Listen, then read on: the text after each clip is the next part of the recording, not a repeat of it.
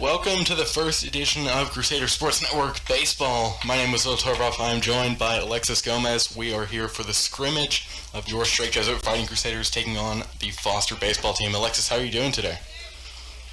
I'm excited to get the season going. How about you? Yeah, we're really excited to get things going right here. A little bit of scrimmage, not a lot of rules in this game. Just a nice evening of baseball here tonight. So we are ready to go. Garrett Stratton, the Rice commit, is starting for the Crusaders tonight. No numbers on the players' jerseys tonight. And he is starting off good. A single by the leadoff batter and a strikeout last time. The count is 0-1 here to this third batter. Alexis, you're familiar with this team. What are some of the impact players that you've seen, in your time at SJ and most recently in the last few months leading up to the season? Well, I'd say that Andy Leon and Carson Brown have really kind of led the team and kind of stepped up as leaders. Granted, all of them have really done a good job of bonding and staying as a team these past couple of years. And now these seniors have really risen up to the challenge of guiding the team. We will see in these next couple of games how their chemistry is and how COVID has affected it since they weren't able to finish the season last year. Yeah, that's a great point you brought up right at the end there, how COVID has affected the chemistry and how it all kind of came about last year. They were dominating pretty much every team they were facing at the time. I believe 51-4 in their first 5 games. So just kind of crazy stats. And then obviously mid-March, it all came crashing down for these guys. No more season, no off-season program for the most part, and their chemistry is got to be tainted for sure. And hopefully they've gained it back and more in the last few months. So 1-2 here by Garrett Stratton with 1 out in the top of the first inning of this scrimmage against Foster.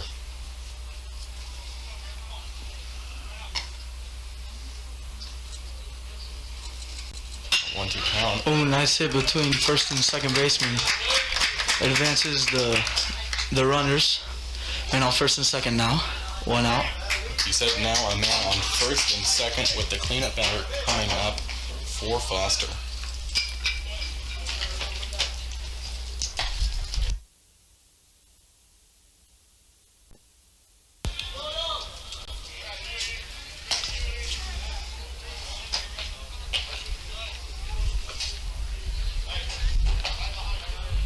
As we said, it's going to be a very relaxed evening of baseball here. It feels great outside. The windows are open here in the press box. This is our first stream of baseball. Crusader Sports Network has been around for a few years. Obviously, last year we didn't have a chance to broadcast because of COVID-19, and the Crusaders are looking nice to turn double to play. do it. Wow. Nice job to get out of the inning with 2 runners on. So we will be going to the bottom of the first. Your Crusaders will be batting.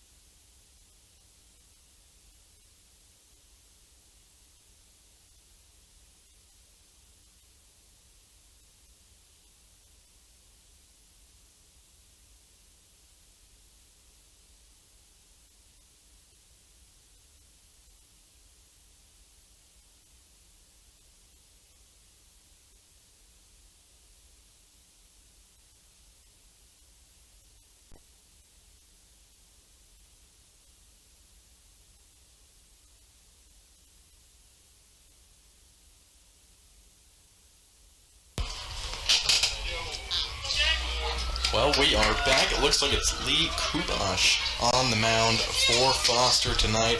And to start off for your Crusaders, at that it's Gabe Grunwald. And he will be in right field tonight.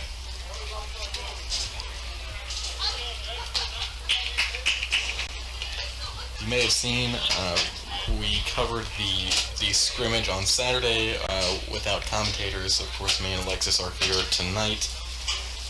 Very excited to see what the Crusaders can do. And they First start off pitch, with he hits some contact. He's thrown out at first. First pitch. And with that, it'll bring up Jacob Dorman. Another senior. This team is led by a lot of seniors. I believe only one junior, Trey Duffield, will be batting tonight.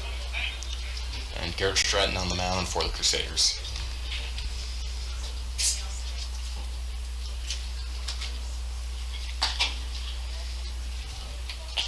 First pitch. That's a ball. So 1-0 to Dorman.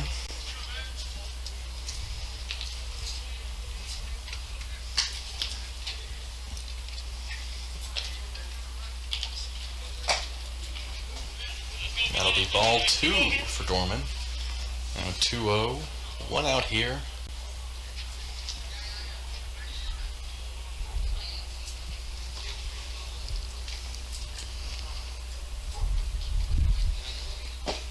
Now 3-0 to Dorman. It looked like he was taking it all the way. And in a game where a lot of these guys are looking to get some reps and get on base and make some contact, you know these guys aren't looking to get walks.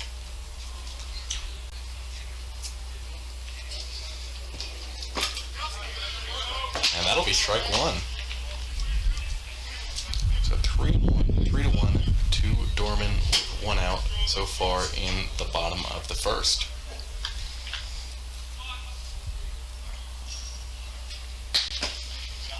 And he is going to take ball 4 there. So now a man on first for the Crusaders. And that will bring up Andy Leon, the Columbia commit. There we go. I was just about to say, yeah.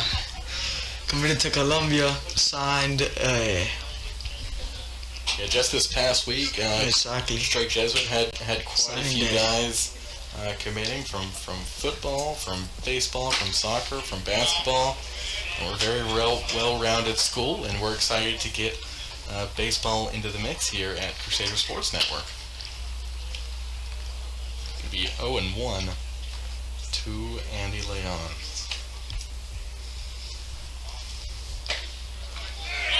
Wow. Questionable call there. It looked Yeah, a little bit inside. Counted as a strike. Excuse me, 1-1 now.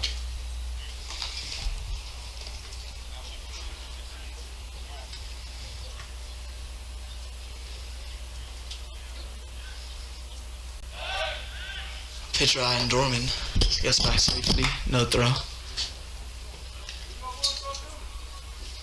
So still 1-1 here for Andy Leon. Like I said, Kubash on the mound for Foster tonight. Oh, right through the third baseman's glove. Pushing Dorman to second. So now a man in scoring position for the Crusaders, thanks to that hit that went past the third baseman by Andy Leon. And that is going to bring up another big boy on this team, Trey Duffield. He's a junior, but he is already committed to Rice, just like the man on the mound tonight, Garrett Stratton.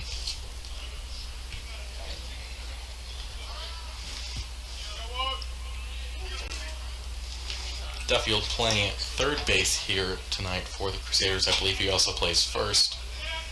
And obviously the lineup will be toyed with throughout the year.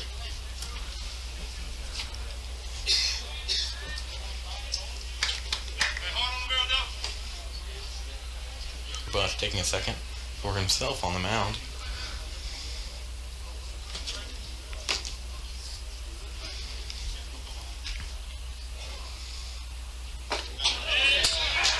Pitch down the middle for a strike.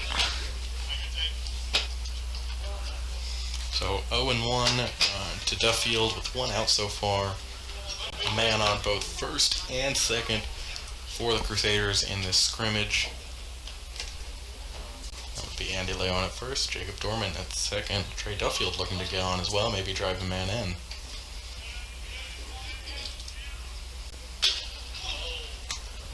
That one is going to go foul. Right at the catcher.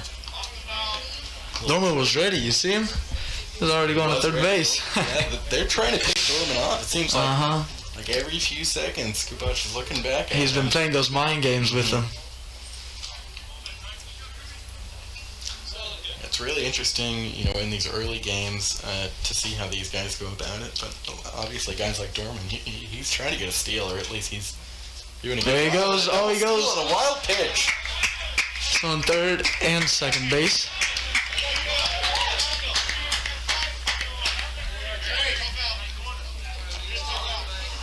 So the count is 1-2 now to Duffield, but now he has a much better chance of driving. There's no force out anymore, which is very, very helpful. He is looking to crack the score open on this one in the bottom of the first. It's a 7-inning. Actually, it looks like it may be a 9-inning game here tonight.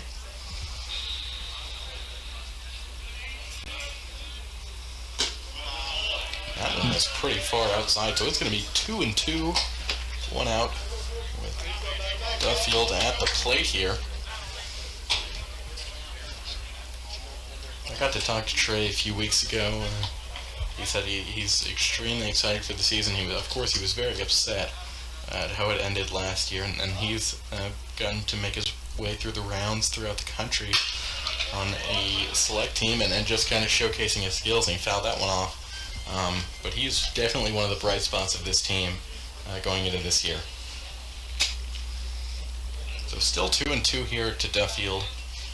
1 out, 5:39. It is just a beautiful night here at Merkel Steel Baseball Field on the campus of Straight Jesuit.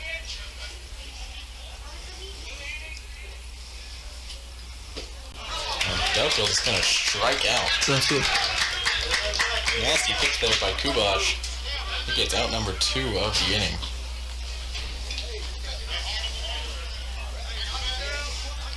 Now these 2 outs now take away the sac fly possibility. That's right, and you know, this early in the game could be a defining moment. We're looking back at it. Now Connor Bartlett up. He is playing at first base tonight for the Crusaders. He is a senior. Fouls it out, making the count 0-1 with 2 outs. Just like you said, 0-1, 2 outs. Crusaders looking to get on the board to start off the game.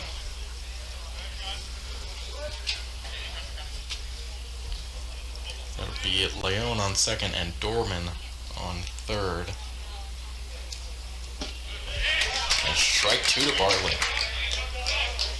Kubash was struggling early in this inning. Has definitely come back with some nasty pitches. The one that struck out Duffield, and then that one right there. It's now 0-2 in the bottom of the first. To Connor Bartlett, looking to get on base here, driving a couple runs.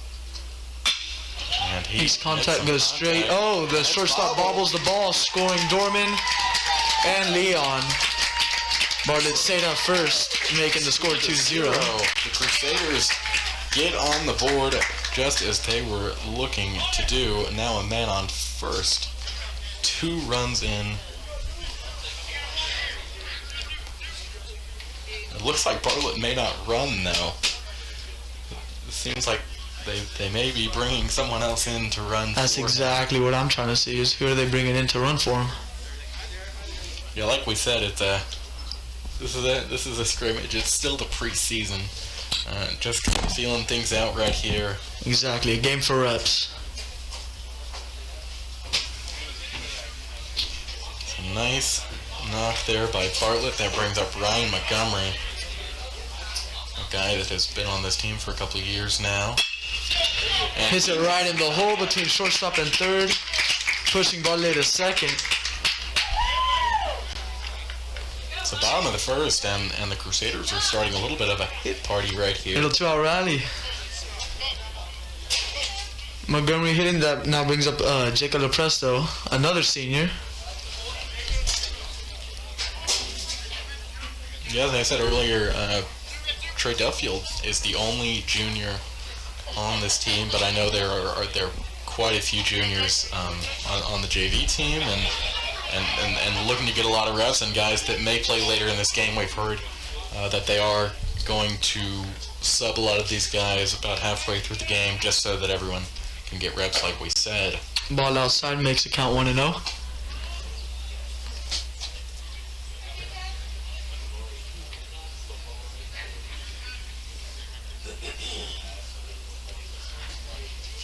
So men on first and second for the Crusaders.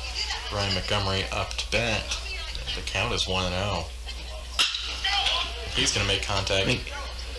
But the force out at second is going to end this inning. But overall, a great inning to start out for the Crusaders. It's going to be the top of the second here. The score is 2-0 with your Crusaders leading.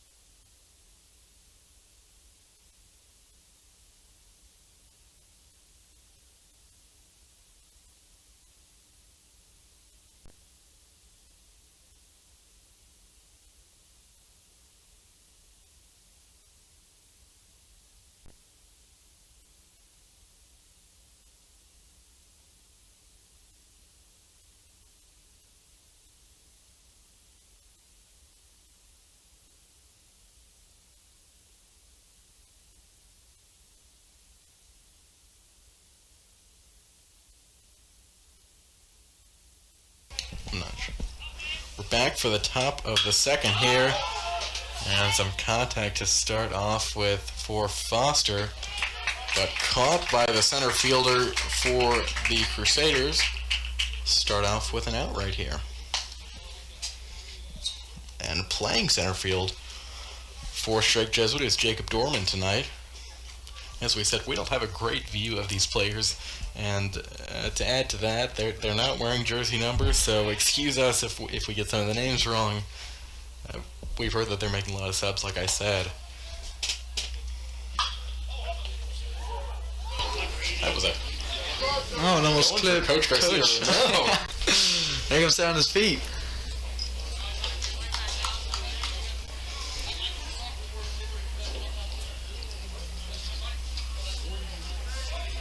So one out here in the top of the second.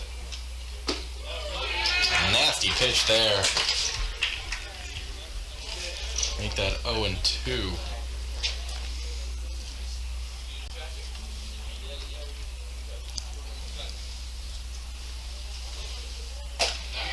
And that's a strikeout.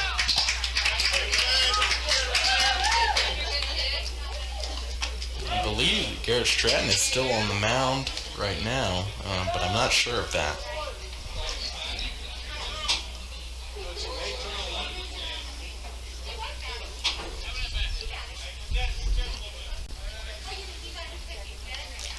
Foster is rocking their camo jerseys tonight. Nice alternate. So I got a chance to see them at the live baseball photo shoot a few weeks ago. They were very excited for the season. They started off great just as the Crusaders did last year. So 1-0, make that 1-1 off the foul tip. So 2 quick outs for the Crusaders, looking to make it 3.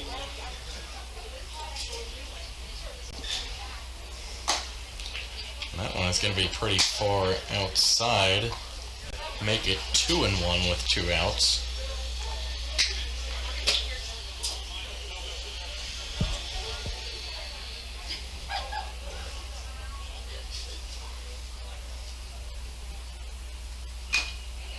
A little dribbler there. 2-2. It's 1 strike away from ending this inning and sending it back over to the Crusaders to bat once again. A good first inning, but the runs have not been put on the official scoreboard yet. I'm not sure if we're counting score tonight, but it is on the Crusader Sports Network scoreboard. 2-2. Gonna make some nice contact. Nice catch. What a great catch there, and that is gonna send it to the bottom of the second.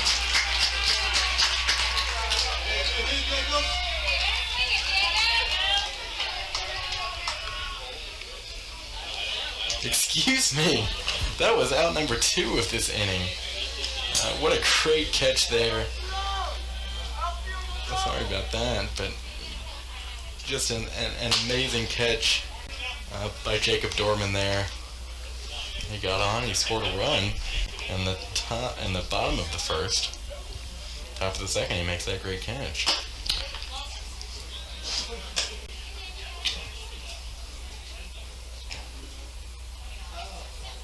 So 1-0 here to number 24 of Foster.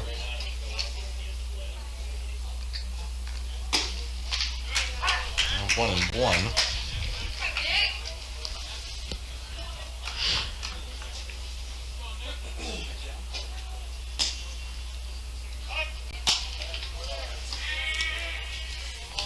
Trying to pick that man off.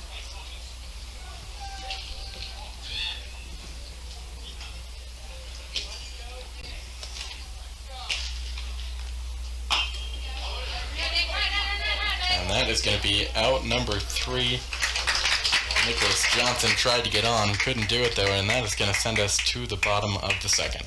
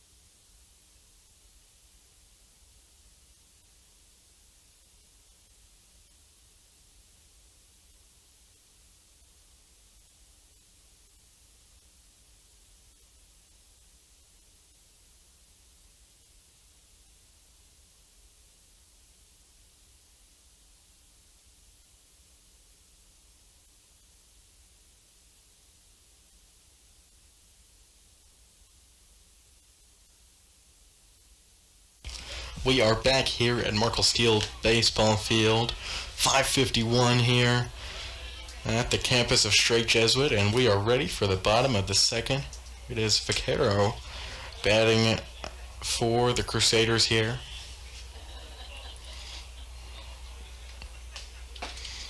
And that is going to be a first pitch strike. That was a nice pitch. It was right down the middle. I think Vaquero's kind of testing the water, seeing how this pitcher is doing. And Kubash has got some nice stuff. I'm not sure how long he'll go tonight, as it is a scrimmage, but he is destined to have a great season here. There's a ball there, so 1-1.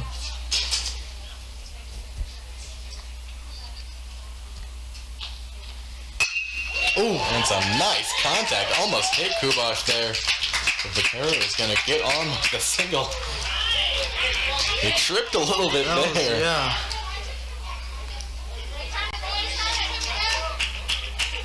Oh, and they're putting in a runner for him as well. This is kind of fun, you know? You never know who's going to be running, and we still don't, so... Exactly, yeah, with all these changes, you get to see a bunch of new players. Ooh. Caleb Garcia-Ramon now up to bat. He had a bunt attempt and fouled it off. So 0-1 here.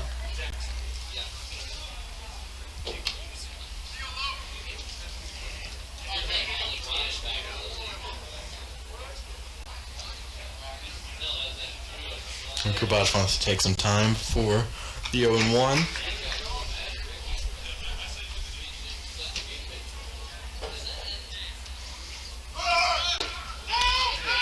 The runner has stolen second. The man with no name gets himself in scoring position. It is now 0-2 here.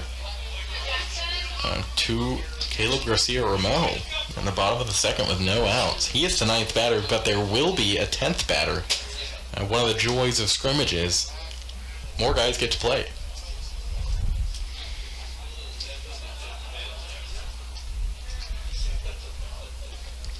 Kubash wants to talk it over with his catcher here.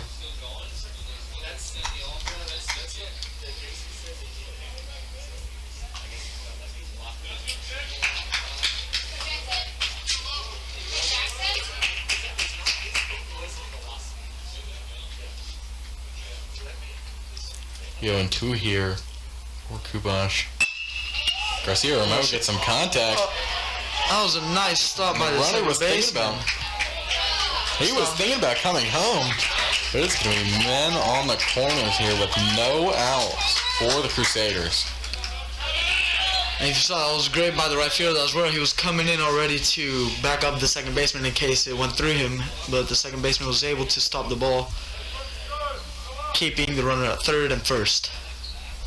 And here comes batter number 10 for the Crusaders, Joey Gutierrez, excuse me.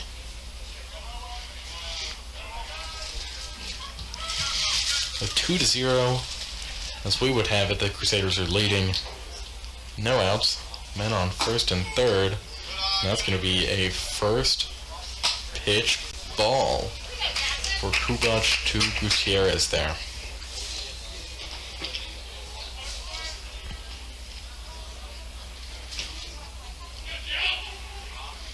On the 1-0, that's going to be pretty far inside. Makes that 2-0. We'll see if he elects to take this one no matter what here.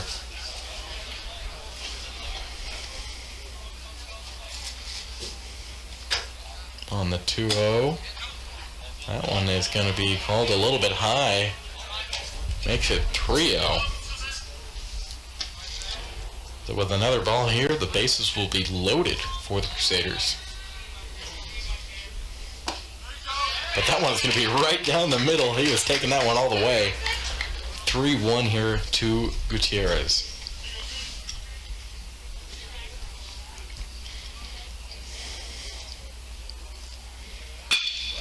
And another. Right over the second baseman's head, driving in, man, at third base. Oh, Garcia-Ramon's getting back. He was thinking about going to third, stayed at second. So now 3-0. The Crusaders dominating so far here in the first couple of innings. Still no outs.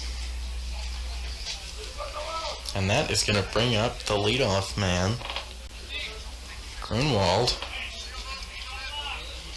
One of the only lefties on the team, it seems like.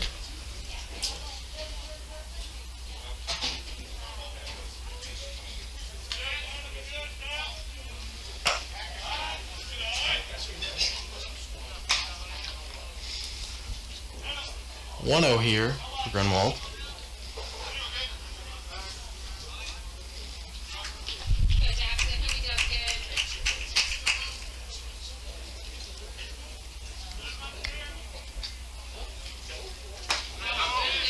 Now 1-1.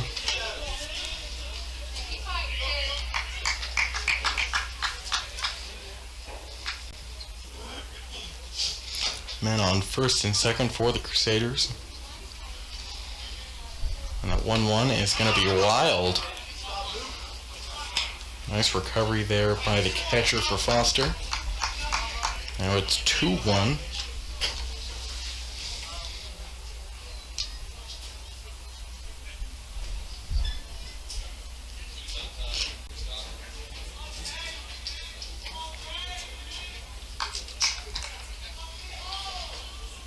Team is going to have a chance to play quite a few scrimmages before the regular season kicks off in just a couple of weeks here. I believe they play Cy Creek and Memorial away, and then a couple more home games. Now the count is 3-1.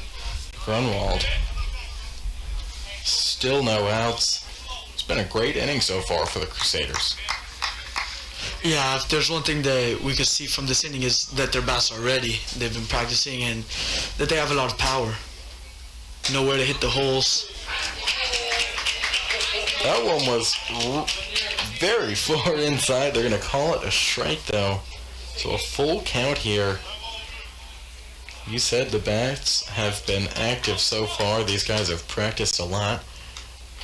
You know, see how it works out. And that's going to be ball 4. So now the bases are loaded for the Crusaders. No outs. 3-0 so far. 1 run in this inning. In the bottom of the second. And that is going to bring up Jacob Dorman. Made the amazing catch in the top half of the inning. He got on last time and scored a run. We'll see if he can do it again. It's going to be a ball on the first pitch of the at-bat. Make it 1-0.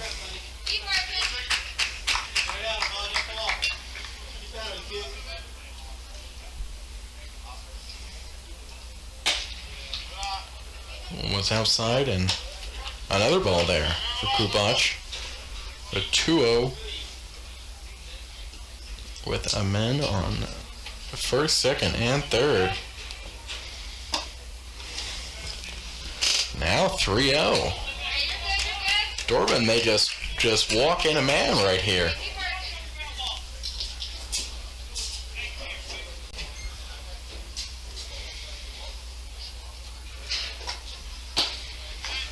But they're going to call that strike 1.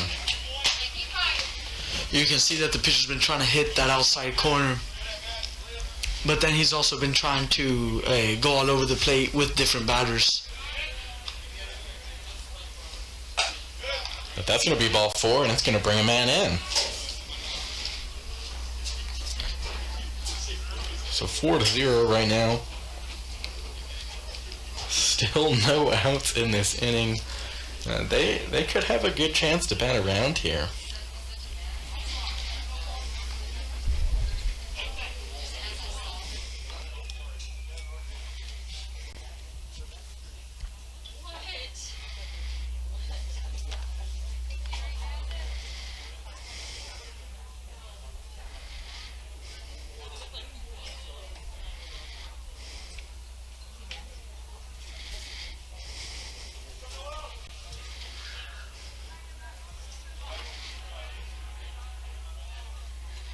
I believe this is Andy Leon back up to bat here. A great opportunity for him to bat in some runs. And it's going to be ball 1.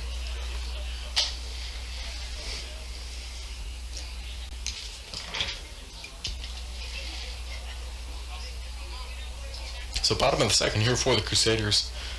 4-0, 1-0 count to Andy Leon. And he was swinging for the fences right there.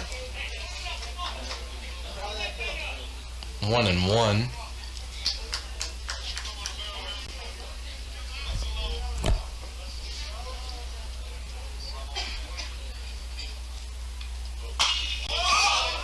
And that one is going to go foul. That's being caught for the first out of the inning. Andy Leon pops out to the third baseman. So Foster finally records an out, but still bases loaded here for the Crusaders. And I can tell you who that is even before looking at the lineup that Coach Garcia Ramo gave us. That's Trey Duffield. He's got to be the tallest guy on this team.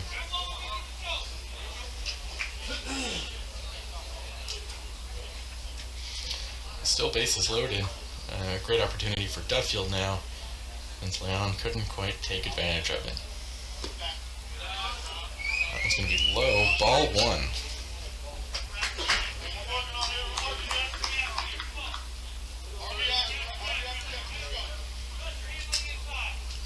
Here for Duffield. Kubosh with a rough inning. And that one is going to be wild, and it's going to bring a man in. So the good thing is the bases aren't loaded anymore. The bad thing is a run was driven in.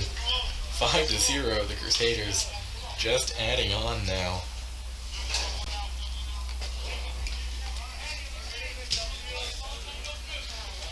That is 2-0. Duffield might be a little bit upset he can't drag in 3 or even 4 with that grand slam there. Oh, that one hit him right in the shin there. Looks like he's just gonna shake it off, but I think you know, Alexis, that hurts. That's gotta hurt, yeah. Again, now for Duffield, it must be a little relaxing now to know that he can't get a force out. Yeah, that was a strike. Yeah, great pitch there by Kubosh. Count is even at 2-2.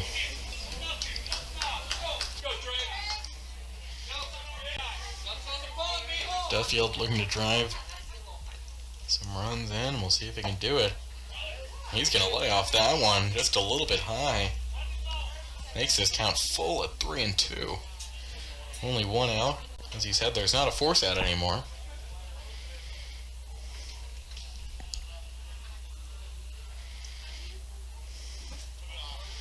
And he almost went swinging on that one.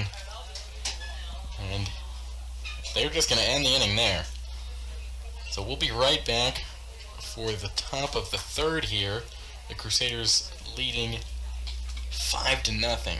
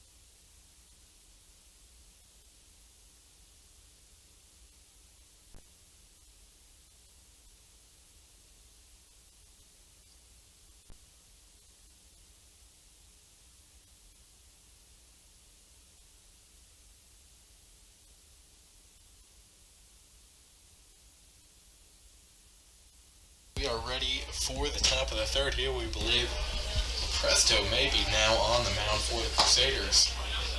And he's going to get a first pitch strike.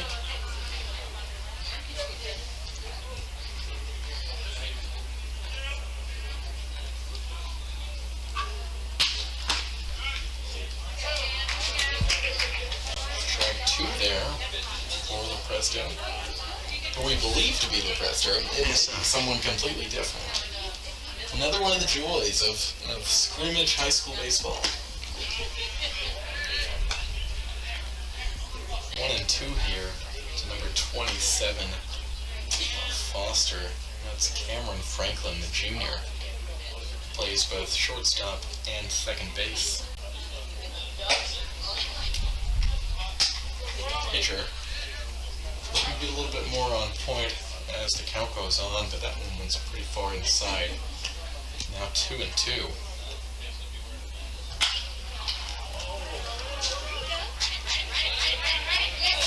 I was going to steal that one. Didn't have enough time to get it in to Bartlett.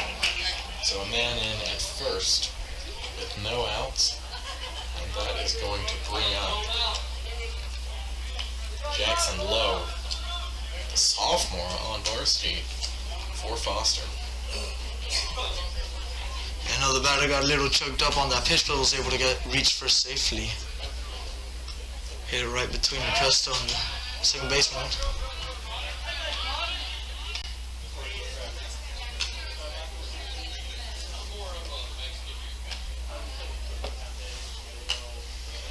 Presto. The 1-0.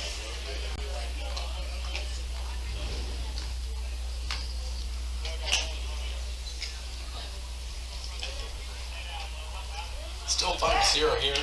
Oh, and that pitcher to Bartlett was wild. And now Franklin's going to go to second. He was thinking about going to third, and another wild throw there. Piper. That was great cover by Dorman. It could have been a lot worse there. Great play by Dorman again. It came all the way over from center field.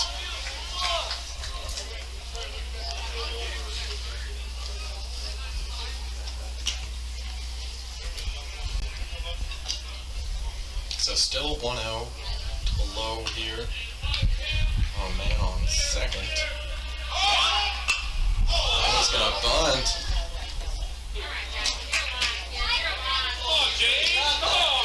Didn't quite field that one. That's gonna be 1-1.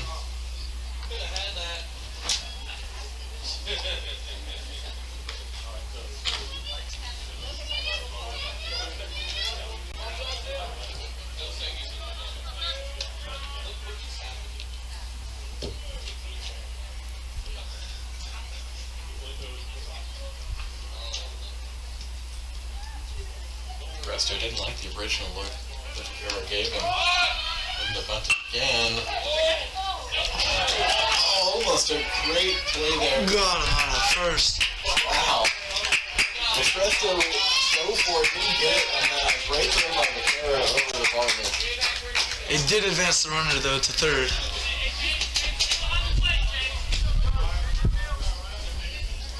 Yeah, so now a great chance for Foster to get on the board here for the first time. 1 out, so a sac fly would do it for them.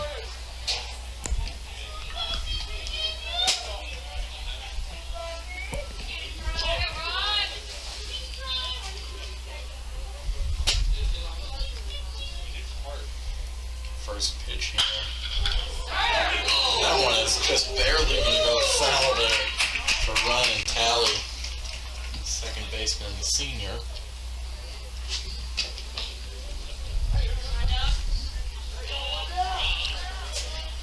So 0-1 here tally.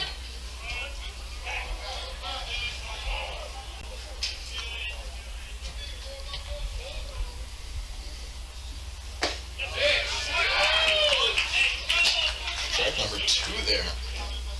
Oh, Presto. 0-2 here to tally with 1 out. The top of the third.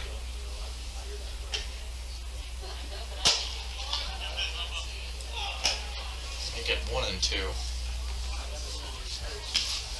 That 0-2 pitch was a little bit high. Tally will get another chance.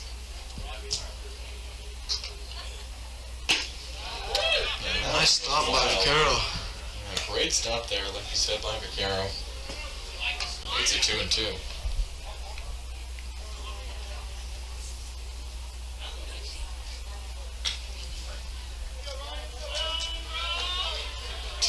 with one out. A man on third for Foster. Great contact there, and that is going to drive in the first run of the night. For Foster makes this 5-1. Only one out. In the top of the third here, there's a man on first. Foster going for a big inning.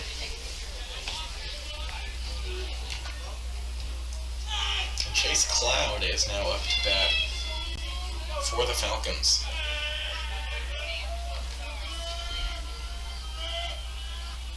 Oh, Vaquero just couldn't get his glove on that one.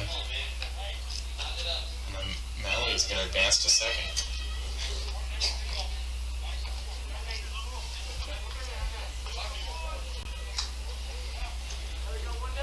It's now 1-0 to Chase Cloud. A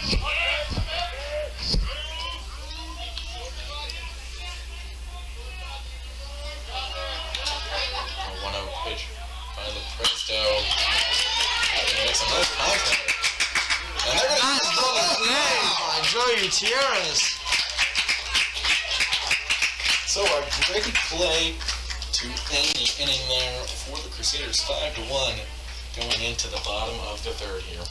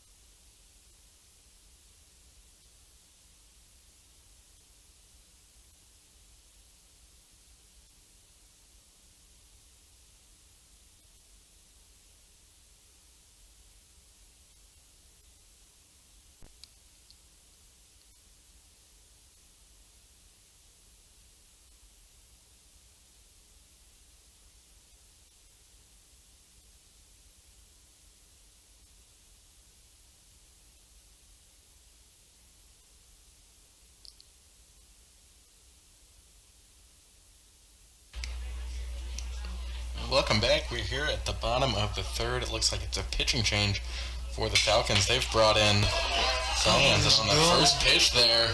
The right field. Oh, is it? Yeah, but he can't get it. And Bartlett may go for 3. And that's it. And he is safe at third. What a hit. The right fielder couldn't get to it on time. Tried his best to diving.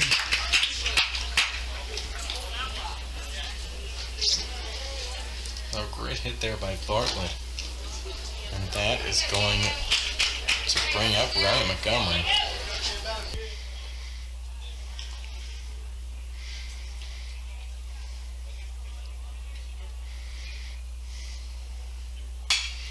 Another swing on the first pitch. And thought that was going to bring up Bartlett, but a great throw. What a throw. Center fielder. Did you see that? He went rolling. He lost his whole body into that. Kept Bartlett at third. He was thinking about it, but then decided to stay. No need to risk it. Yeah, that was probably a great idea there because, you know, what a great throw. I believe that's Chase Cloud out there in center field. The lineup would tell us that Lopristo, who was pitching, is now back up to bat. I'm not sure if that's true, though. I'm noticing this umpire likes to call the outside pitches those sides. So 0-1 here in the bottom of the third. The man on third for the Crusaders. They're up 5-1. Man, what a great pitch there. I called that a ball.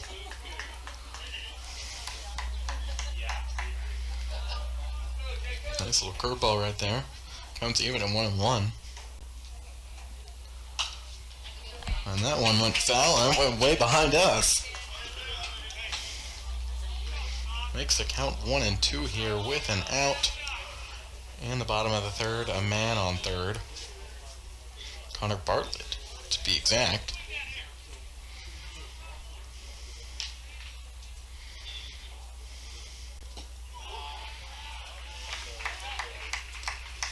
And that is going to even up the count once again. 2-2 with one out to Lopristo. Sion's now the pitcher for Foster, as we said a little bit early. And a great pitch by Sions strikes out Lopristo. So the Crusaders went from a leadoff triple to that man being stuck there at third, now with 2 outs in the inning. And that is going to bring up the catcher, Caro.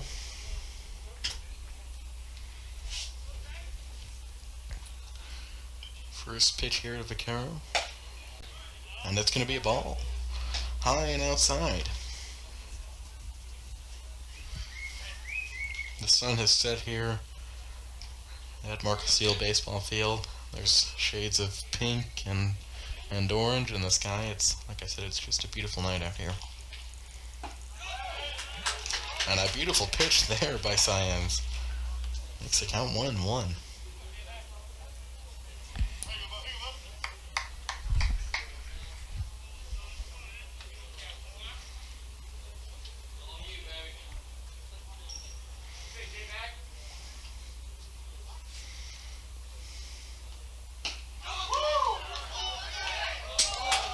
Oh, and that one's going to be called a ball.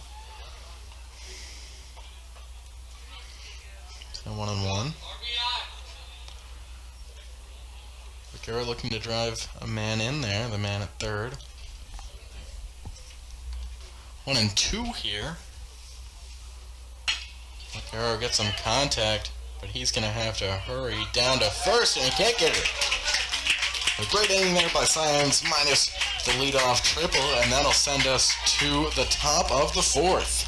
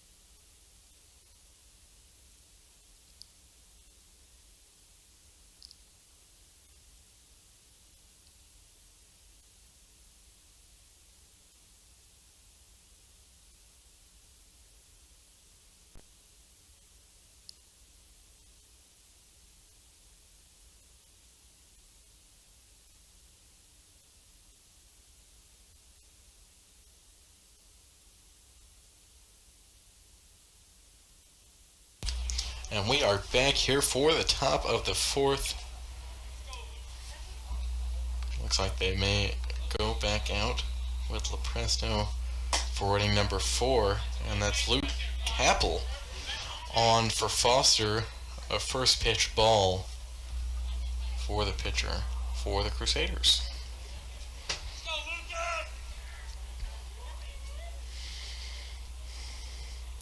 On the 1-0, Capel's going to make some contact, and that hit the bleachers of Clay Stadium, the football field here at Strict Jesuit.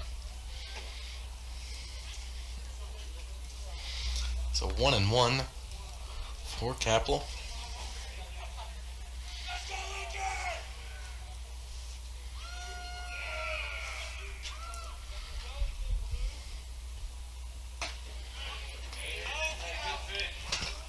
That pitch looked pretty good to me. Well, especially since he's been calling the outside, you think that that's where the pitchers are trying to gear their pitches towards. A 2-1 here to Capel, and it's going to be 3-1. So 2 good pitches on the last couple, both called balls. Both could have gone either way, really.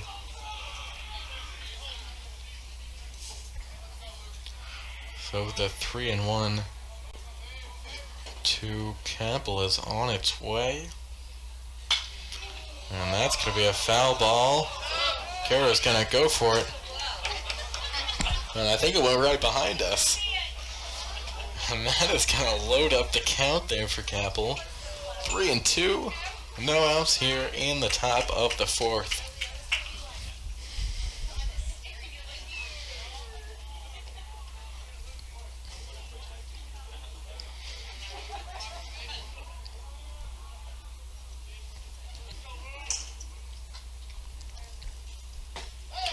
And a strikeout there for the Crusaders. First out here of the inning, of the top of the fourth. Gliding along this game real quick, not even an hour into it, already in the fourth inning here.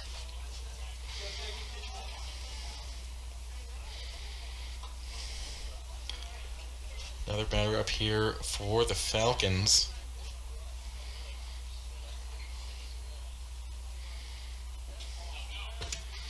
First pitch is going to be a little wild. He's going to start the count out with a ball.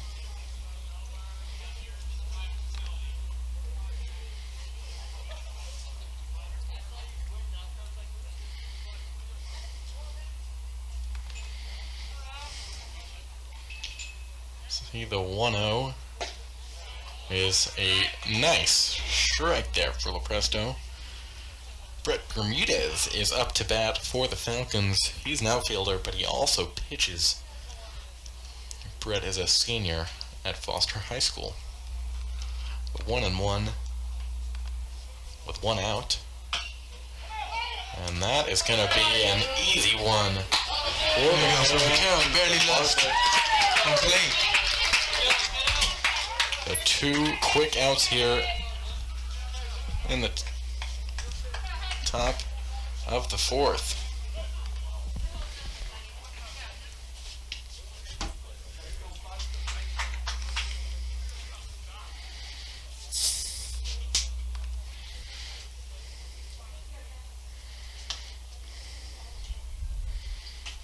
Now, first pitch is going to be quite a bit outside. 1-0 for Lepresto.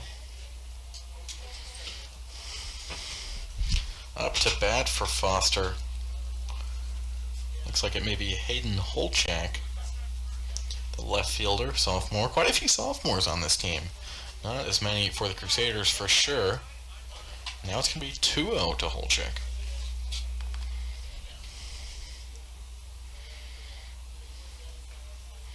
Just about 6:30 here at Markle Steel Baseball Field. Great game here so far for the Crusaders. Not a great pitch there by Lepresto.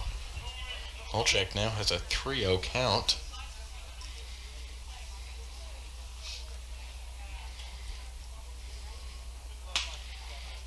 And the 3-0 is good. It's going to be 3-1 now for Lepresto.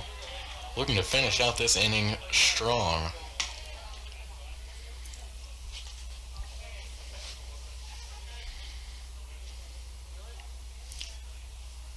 And now 3-1 is also good. So 2 straight great pitches there for Lepresto. Loads up the count 3-2 with 2 outs. Could be the last pitch he takes tonight.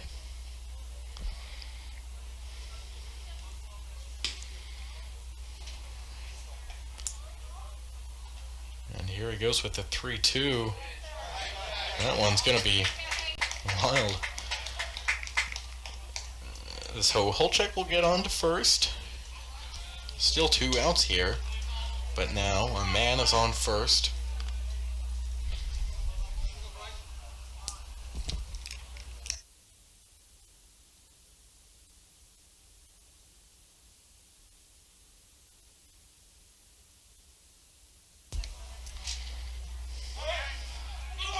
Looking to pick Holchek off.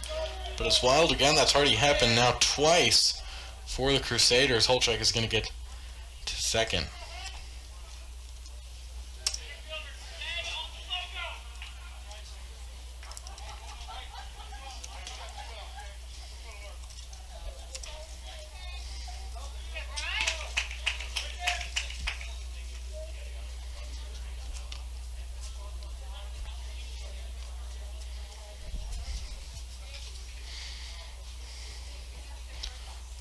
First pitch of the count is going to be a strike.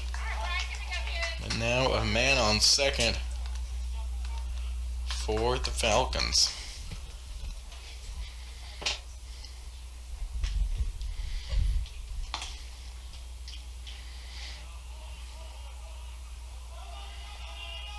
The 0-1 is going to be a ball. And those outside pitches, the calls seem to be a little off tonight.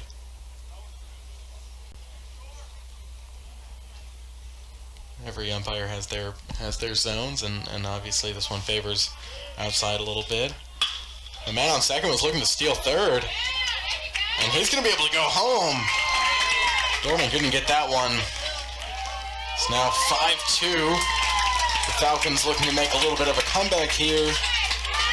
2-out rally maybe in the works. Yeah, I have to say that was a great hit by the hitter. Granted, Dorman did try to cover all his space, yet the right fielder did have to come and help him out.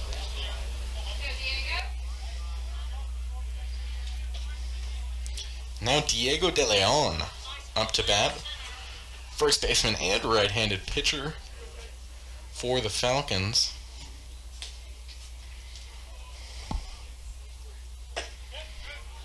And strike one to De Leon.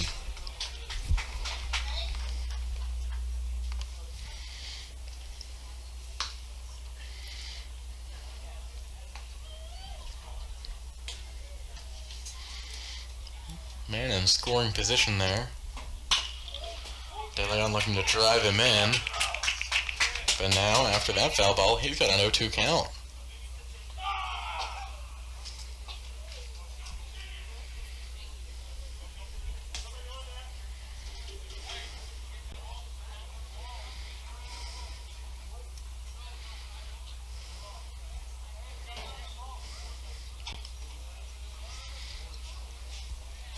Presto composing himself, looking to get a nice pitch off here, maybe end the inning with a strikeout.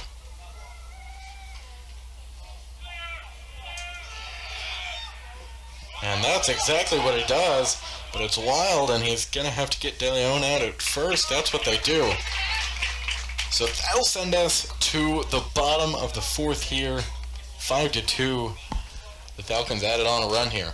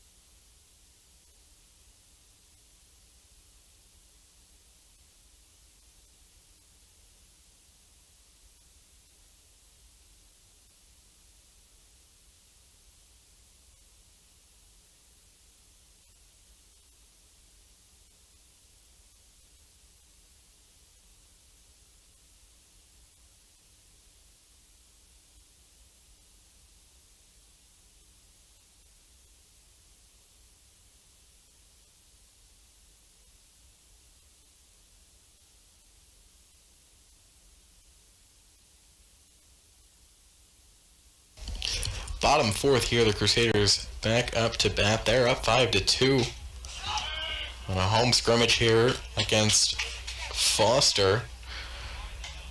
And that first pitch was a strike. It was a foul tip. But Alexis, what have you seen so far in this game that has impressed you by the Crusaders? Well, I'm seeing that they're actually trying to get hits and not just trying to walk and get on base. They're trying to show their power and show their running abilities as he hits a foul ball that is caught. What's really impressed me is how they are running the bases. They have, for example, Connor Bartlett at third being able to stop himself and see the power in the center fielder's arm.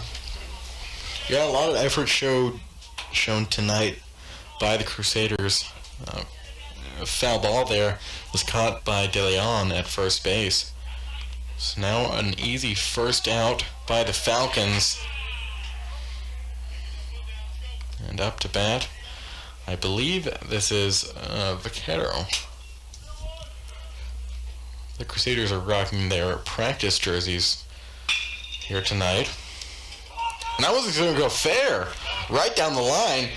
He's going for two. He may be able to get three. And that's what... Man, he's got some wheels. Slid at third, and that one's going to be good. I don't think that he knew that he hit it fair at the beginning. I saw him jogging to first. And then once the umpire called it, he started sprinting.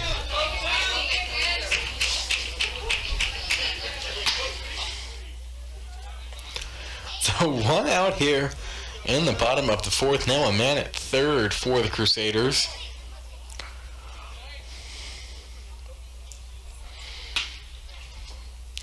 First pitch here. That one's going to go foul. Similar to the first out, De Leon gets it right outside, right in foul territory. 2 outs here. Still a man at third. Crusaders looking to extend their lead going into the later innings of this one.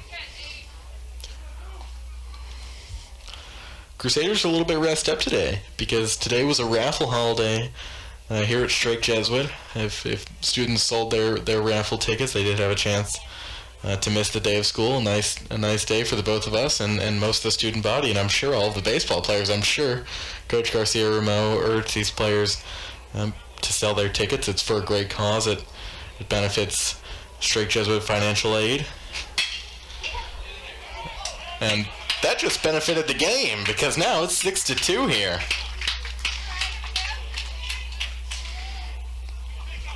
A little bit of a 2-out rally maybe in the works.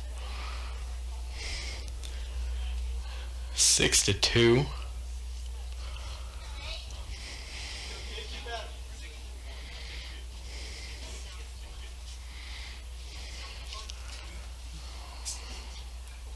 Now a man on at first.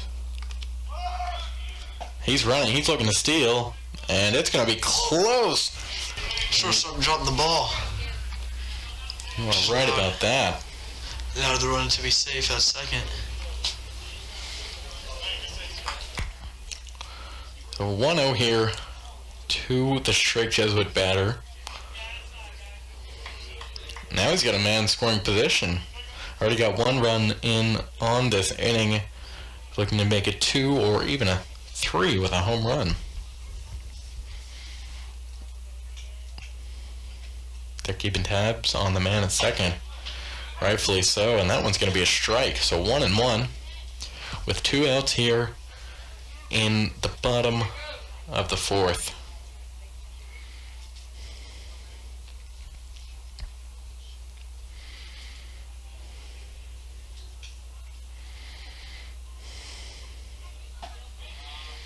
And that is going to be ball number 2.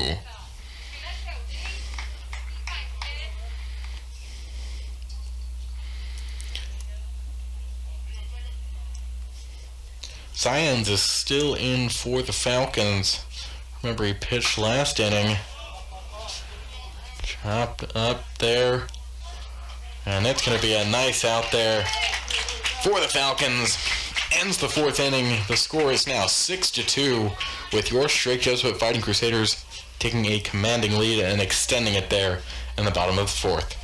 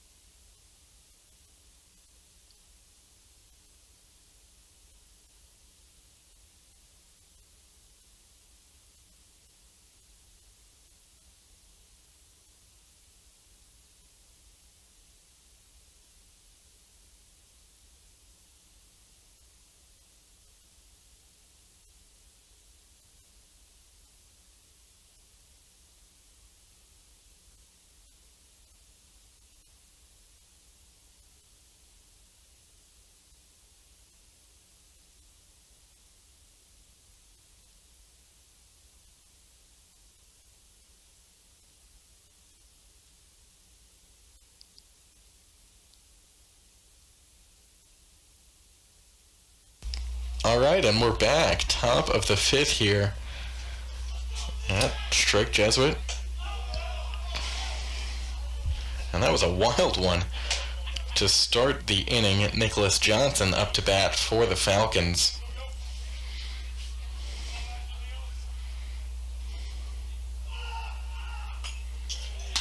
And a foul tip there. Went right back to the backstop. Count even at 1-1.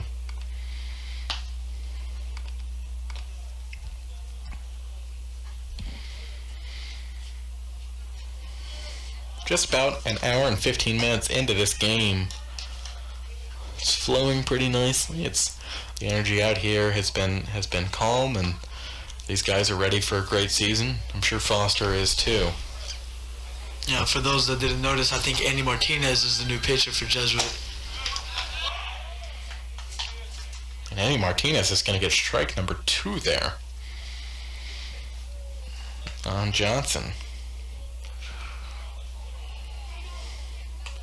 Martinez looking to start off with a strikeout. That one was in the dirt.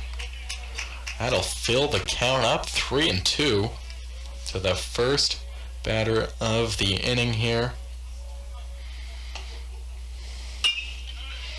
Johnson's going to make some contact with that. Barely stayed fair, but it did. And one unassisted right there. Believe Bartlett is still in the game. First out of the fifth inning.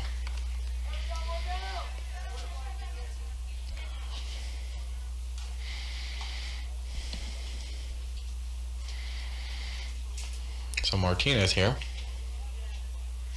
That one's a little bit high, and it'll be called accordingly. So 1-0.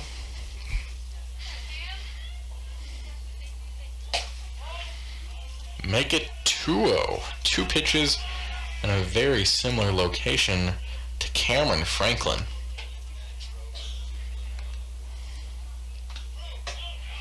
And 3-0.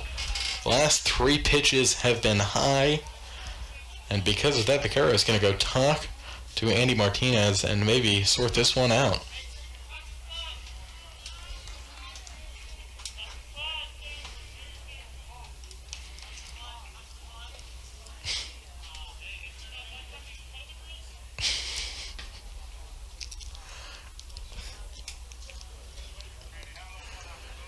So 3-0 here to Franklin. Martinez looking to get back on track, but he can't, and that's going to be 4-pitch walk to Nicholas Franklin there. Martinez definitely looking to clean it up to this next batter here. Looks like it's going to be Jackson Lowe back up to bat.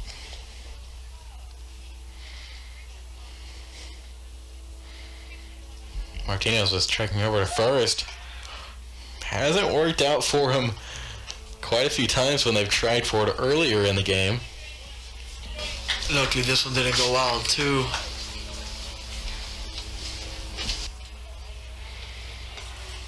So first pitch right here. Oh, and they may have that man's... Oh, wow! Safe. I thought it was about to be a pickle time, but... Yeah, I was thinking the same thing, but a great steal there by Franklin. I really thought they were going to get him. And the runner didn't hesitate. He stopped for a second to make Vaquero throw to first, yet kept going at second. That's going to be ball 2. That one was high. So 2-1 here to Jackson Lowe.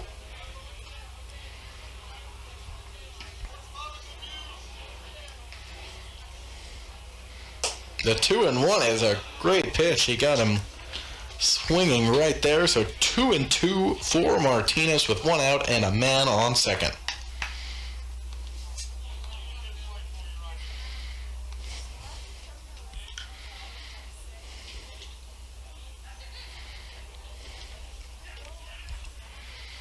Two and two with an out here. Oh, and that one's gonna hit low.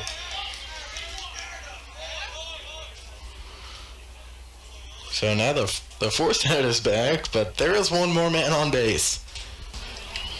I don't know if you at home can hear, but the Foster dugout is trying to get Martinez off of his game. And they may be doing a good job there. I think they are. They've been riled up all night, and it hasn't worked. The Crusaders have been playing really well, but now they've got a very good chance of starting a little rally here. Late in this scrimmage game, not a lot at stake, but you never want to lose, and the Falcons are showing that. And baseball's a big mind game, so if they are able to get inside Martinez's head, that will be a big plus for them. Vaquero looked to get the man trying to steal third. He did a little bit of a pump fake. Guy went to third. So now there's men at the corners here with 1 out. Count is 1-0.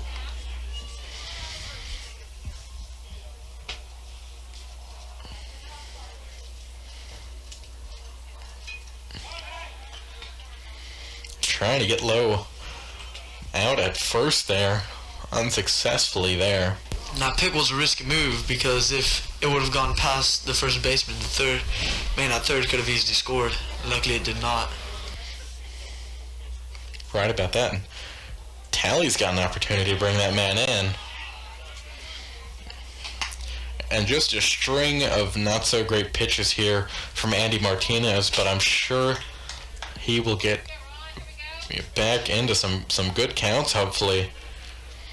And they're just looking to get him some reps, as we said earlier.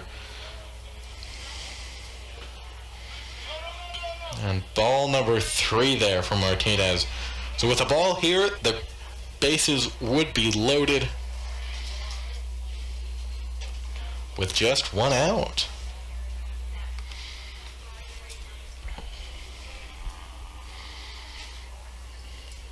So the 3-0 for Martinez is ball number 4. So now 3 men on. Looks like Garcia Mo might have a word with Martinez. Try to get him.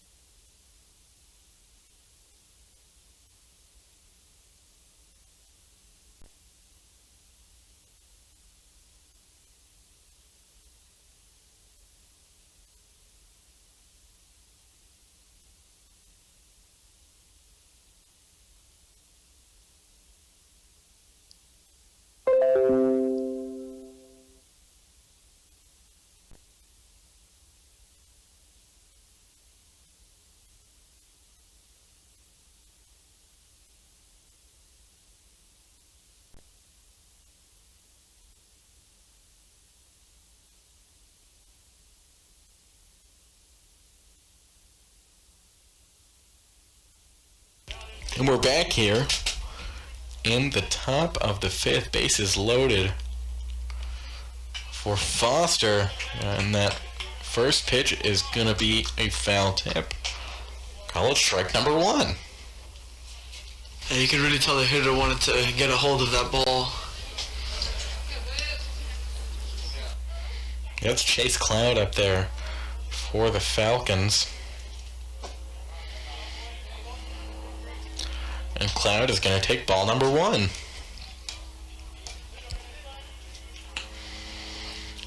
So one strike, one ball, and one out. Here in the top of the fifth. Bases loaded, though. And that's going to be strike number two. So Martinez looking to get himself out of a jam right here. And I just realized that Chase Cloud is the tying runner. But just like that, the Falcons are back in this game.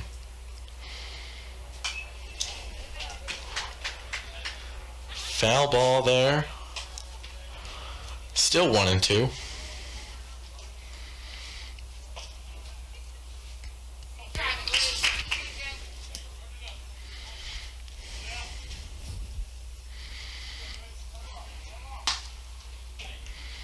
And he's going to take a little bit of time to himself. Get the pitch that he wants. He seems like after the talk with the coach, he's gone back on his grind and yeah, he's going to make sure he doesn't stress too much and just thinks before he pitches, and that's what he does right there. He gets the strikeout. So now 2 outs here. Bases are still loaded, but that was a huge strikeout there for Martinez.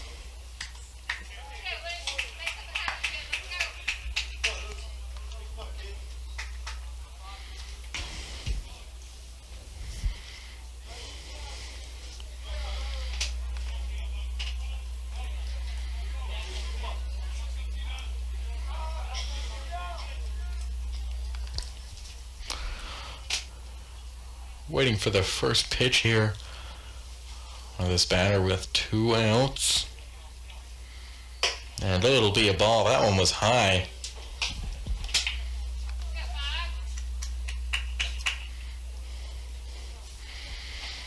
Luke Capel is up to bat. He plays third base and he pitches, but he is catching here tonight. Saw him with his gear on as he was warming up right there. Wasn't quite sure if he was going to get up to the plate, but he does, and he starts out with a 2-0 count. Great count for him to maybe drive some runs in. Like we said, it's 6-2 right now. Top of the fifth. With 2 outs. And they, almost were finally about to pick a runner off there at first base. Couldn't quite get it though. He could have wanted it. You could see he was kind of hesitating for worry of the man on third base, but decided to pull the trigger. He could not get him on time. Yeah, and he's definitely going to have to be worried about this pitch. It's now 3-0 with another ball. That would drive a man in. And that's what's going to happen. So the Falcons are gonna drive themselves in to a little bit of a more competitive game. 6-3 here. It is a scrimmage, so this won't go on either team's record. But like we said, nobody wants to lose, and the Falcons have shown that. And Martinez is really having a tough time here.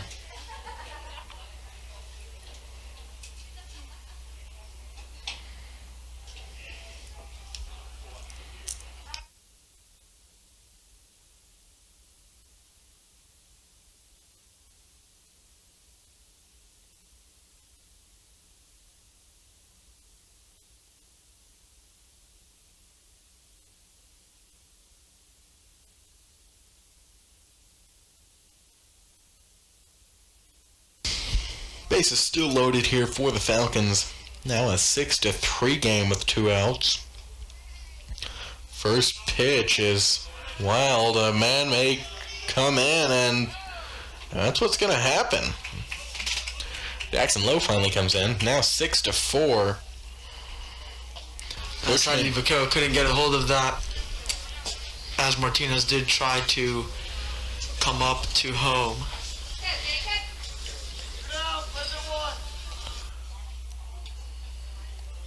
It's a 1-0 here, and now a man has been driven in. 6-4, the Crusaders are still leading, but this has definitely been a great inning for the Falcons. Nice pitch there by Martinez. Count is even at 1-1.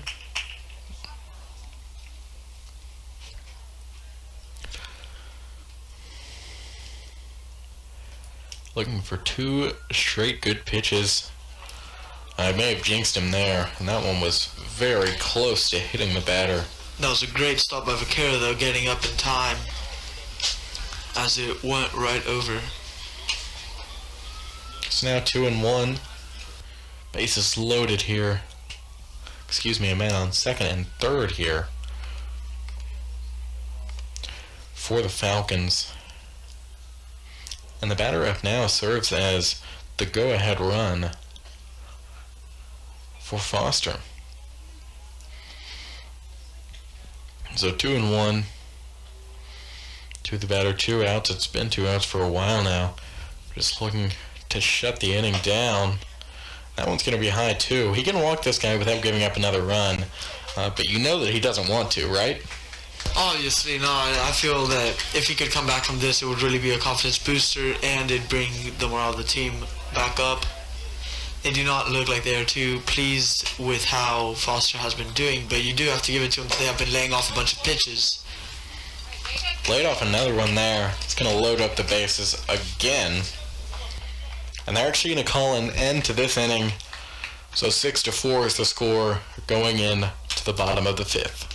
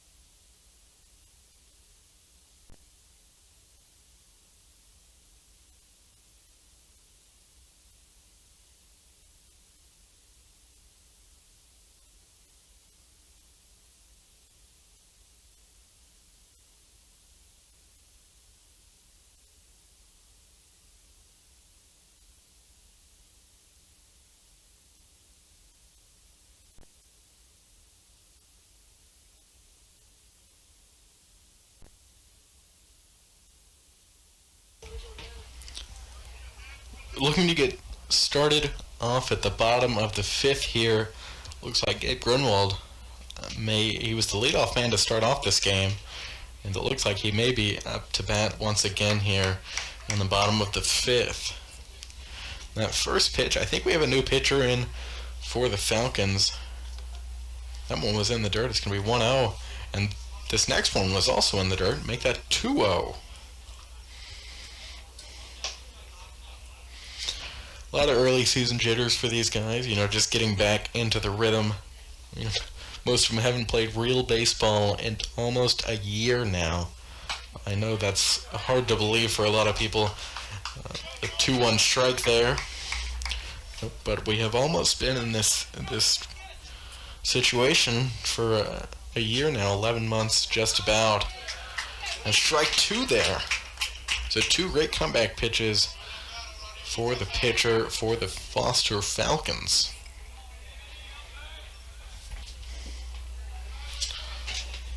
And that one is going to load up the count, make it 3-2 with no outs. Grunwald looks to be first batter here for the Crusaders in the bottom of the fifth, looking to get on.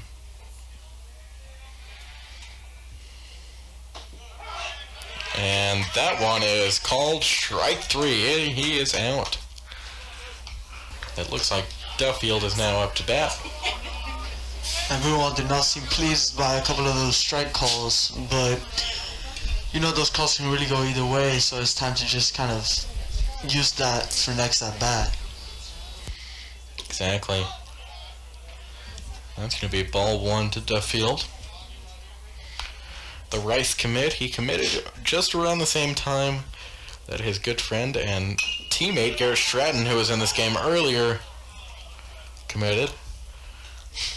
I don't think Duffield realized that one was fair for quite a while. He wasn't running.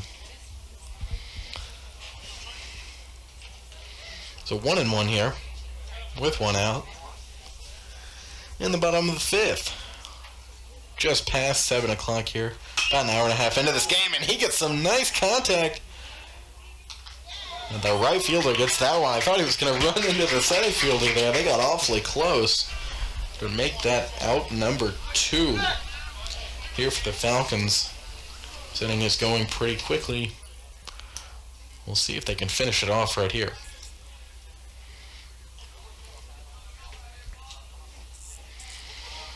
So by our count, it is 6-4. And an easy 1-2-3 inning for the Falcons.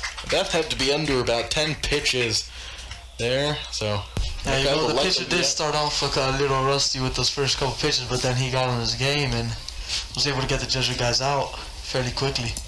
Yeah, so now we're headed into the top of the 6th. We'll see what the Falcons can do in their half.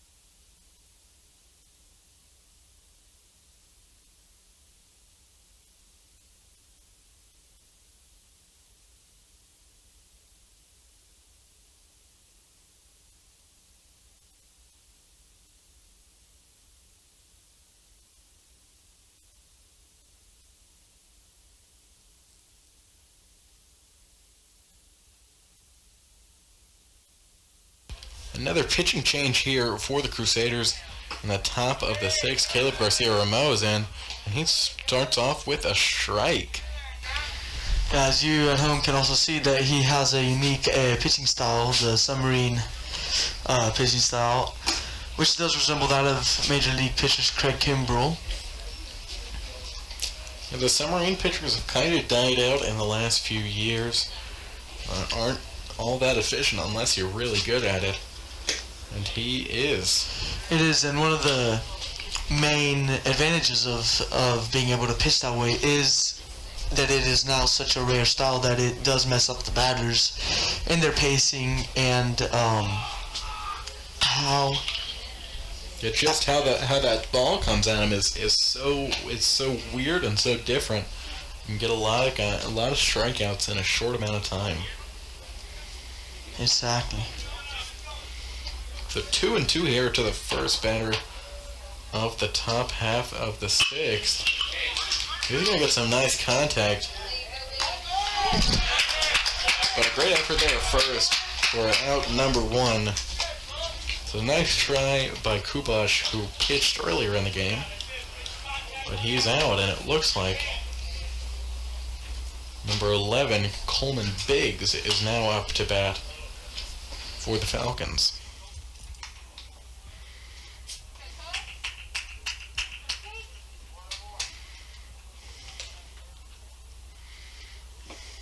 Garcia with the ball, 1-0. Yeah, if Garcia can keep his pitching under control, I think that he would be very successful because most of these batters are not used to seeing this type of pitching.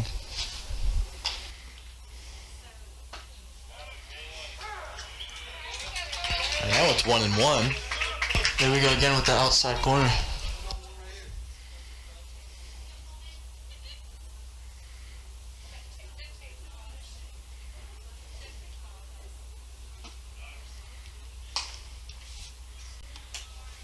Now 2-1 here after the 1-1 ball. Garcia looking for a rebound pitch here.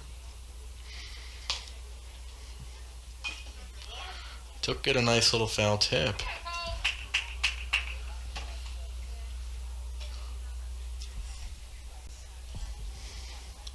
Three and one here.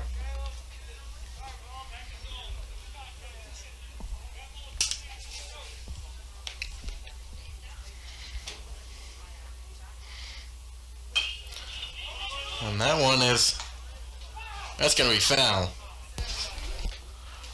Makes this a full count at 3-2. Just past 7 o'clock here.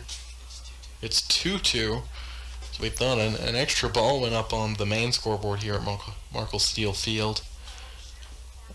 But it is 2-2.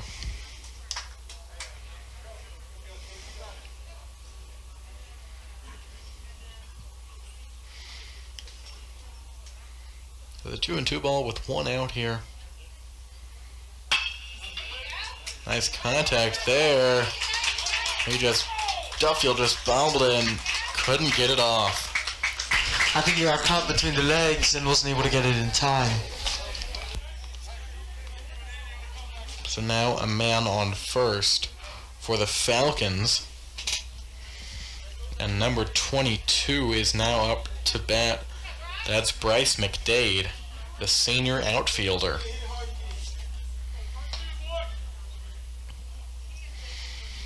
Coach is asking the boys to turn two here, end the inning on a high note. There's one out here. Looking to pick that man off on first. They've done that so many times tonight. Hasn't worked in their favor yet. Has actually worked against them a couple times already. Exactly that. I just noticed that they changed first baseman now. Andy Martinez went from pitcher to first base. Yeah, obviously you're not going to see a lot of that in the regular season where guys go from pitching to playing positions, and Caleb Garcia-Ramo was batting earlier in the game. And they may just turn two. Exactly what was asked of them. How about that? Coach was asking for it, and that's what they did.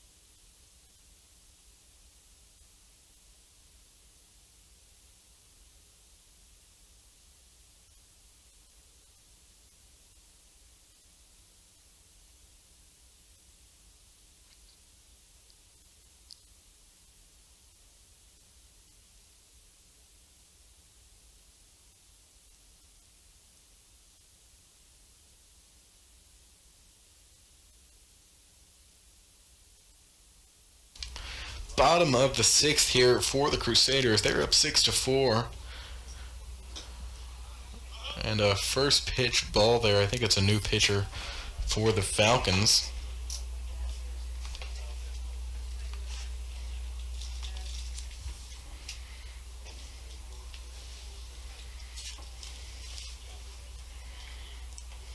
On the 1-0 count,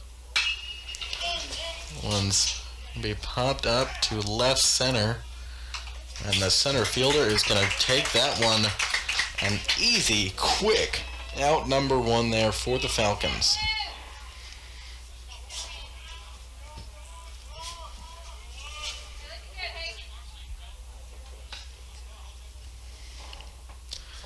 Another batter up here to the plate for the Crusaders. And for that quick first out, this batter is going to take a ball 1.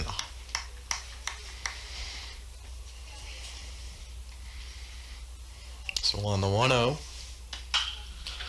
he'll make some contact, and that one is going to go to the back of the bleachers of the football field. Evens this count up at 1. 1 ball, 1 strike, and 1 out here in the bottom of the 6th. On the 1-1, nice little slurve almost. Yeah, just a little bit high. So now the 2-1 here with 1 out. And a great pitch there. 2-2. These guys are going back and forth. Crusaders are leading 6-4 in this scrimmage. On the 2-2, it'll be a ball. That'll load the count up. Full 3-2 with 1 out.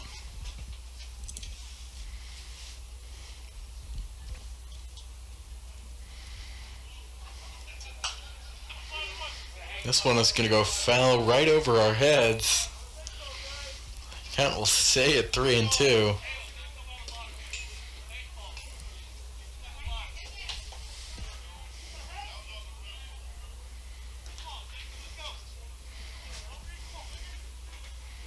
It's 3-2 here, 1 out. Crusaders looking to get another hit here. Not as much in the last few innings as they did in the early ones. But he'll take a walk right there. So 1 out, but he does have a man on first now. Looks like the runner is actually going to stay here. A lot earlier in the game, if you recall, the runners were moving a lot, and anytime anyone got a hit, it was a pinch runner.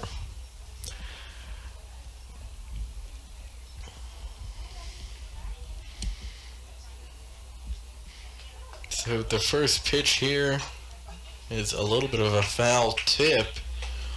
0-1 to the Crusaders batter.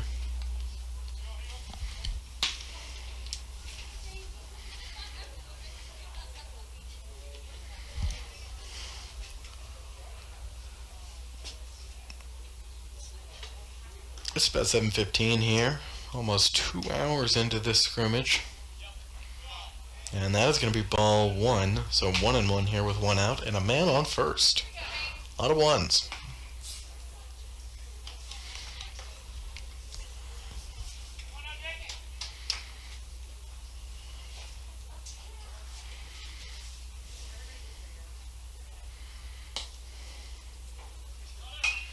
The man was running, but he couldn't run too far before that ball went foul. So 1-2 with 1 out.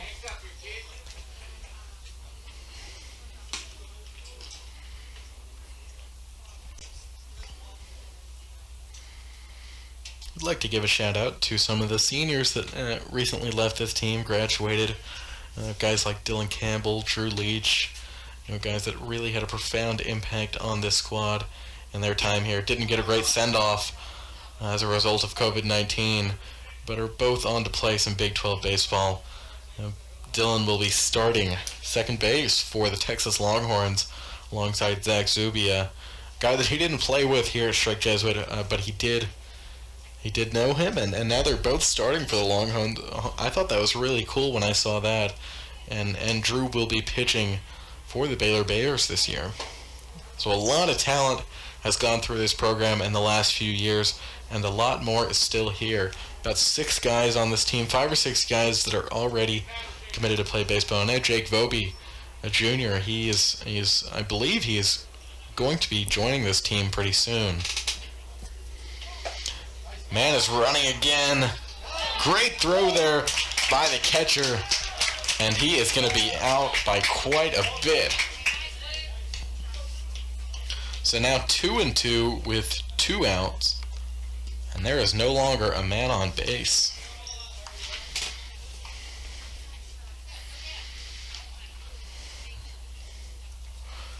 Excuse me, the count is full at 3-2.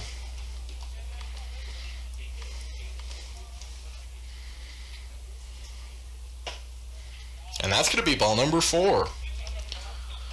It didn't take very long to get a man back out there on first. And here we go again with changing out runners. You know, if they do this in the regular season, they're not going to have too many opportunities to do it, I'll tell you that. So a man on first, bottom of the 6th here. He got some contact, but I think that's going to be, and it is, out number 3, ends the 6th inning, going into the last 3 innings of this game here.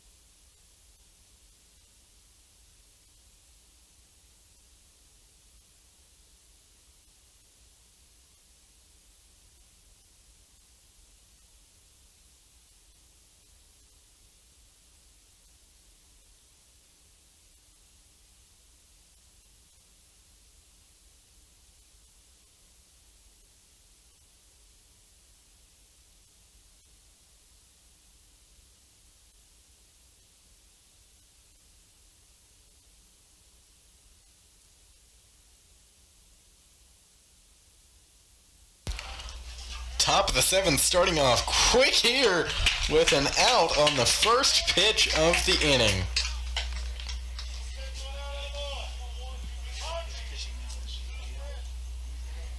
Yeah, it looks like the Crusaders may have made another pitching change here. They've done quite a few in the last few innings. Just giving every guy an opportunity to get in this game, even if it is just as a pinch runner. And pitch number 2. And hit right to the same spot. The shortstop's getting a lot of action. So 2 pitches, 2 outs in this inning so far. I don't think it can get any quicker than that. Let's see what happens at this at bat. Right, here we go. I'm not sure what you call it when you get a 3-pitch inning. Oh, that's going to be strike Right down the one. middle, but Man, he should have swung at that one. So 0-1 here with 2 outs in the top of the 7th. And he went at that one. They called it. It looked like, we don't have a great view, but it looked like he did break the plane. Great call there. 0-2, looking for the 3-pitch strikeout, and he doesn't get it. That one was a little bit high, but a little bit outside. So that one will be 1-2. 2 down already in this inning. Make that. Here we go. 3 down in this inning. 3 up, 3 down. Can't ask for much more, can you? Yeah, a 5 or 6 pitch inning right there, and that'll take us to the bottom of the 7th. I think we'll have a little stretch here.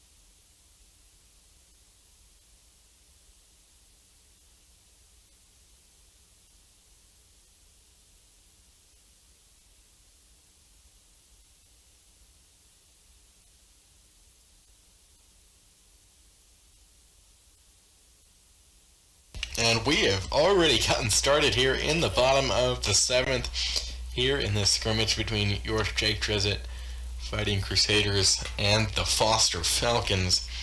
The first pitch of the bottom half of the inning was a ball. That one's going to be a strike. So 1-1 here.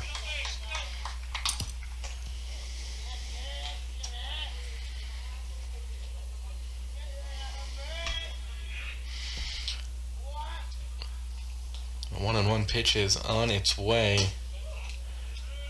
And it's a good one, but they're going to call it a ball. So 2-1 here. As you may have heard, I'm not sure how much you can hear at home, but Coach Garcia Rameau wanted pretty much all of his players out, swinging and outside of the dugout in between innings here. And right now it's a 3-1 count. Maybe looking to get on by the walk here to start off the inning. He's going to get some contact. Shortstop's going to have to make a good play, and that's what he does. A great play there by the Foster Falcons shortstop. That's the first out of this inning. Gutierrez was trying hard to make it first, but couldn't get there in time.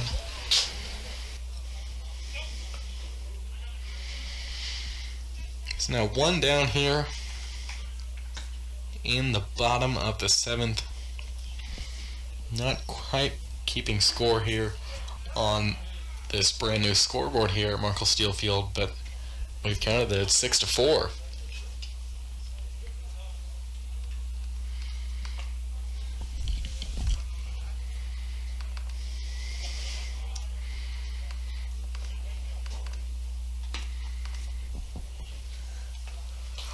The count is now 1-1 with one out here in the bottom of the seventh.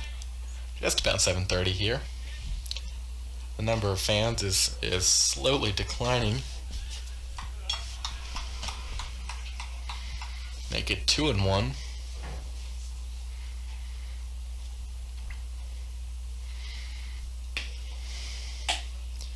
You could have heard a pin drop right before that pitch. It was completely silent. Still couldn't get the strike though. 3-1.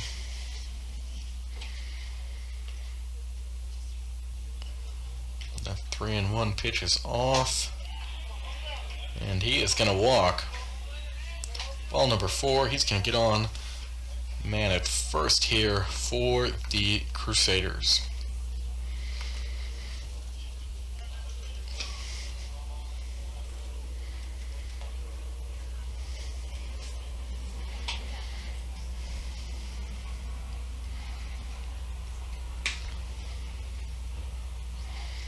First pitch. It's going to be low and inside, but it's called a strike.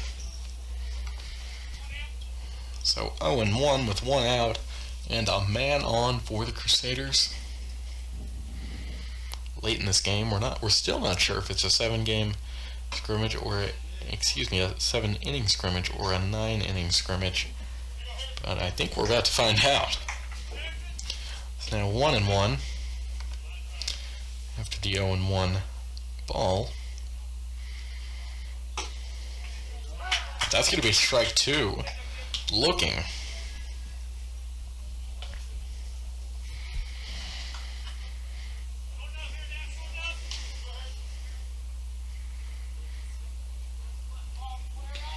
One and two here. Vaquero at the plate, looking to get on. The man at first is stealing, and that throw from the catcher was wild. So just like that, the Crusaders have got a man in scoring position. Count now at 2-2.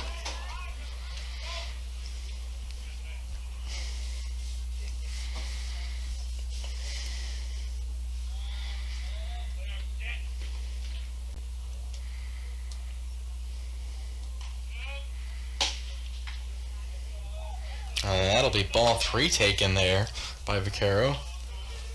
The count is all loaded up at 3-2 with one out and a man on second here in the bottom of the 7th. Crusaders are leading the scrimmage.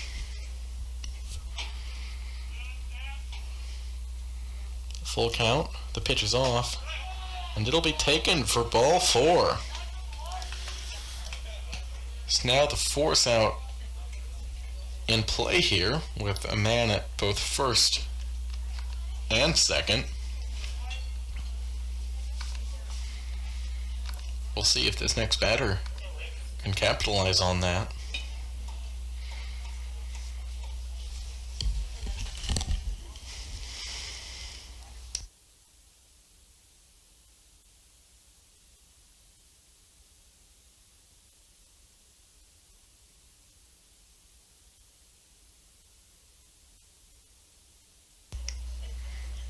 Another batter up here for the Crusaders.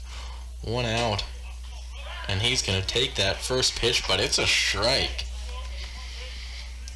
So 0-1 with one out here. Man on first and second.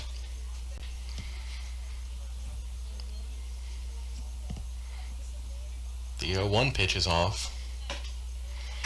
And a swinging strike there makes this 0-2 with one out.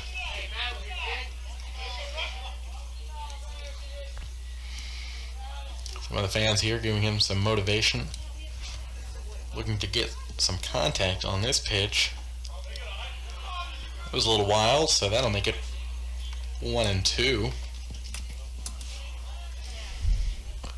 He's going to go talk to the third base coach real quick. I believe that's Coach Garcia-Ramon.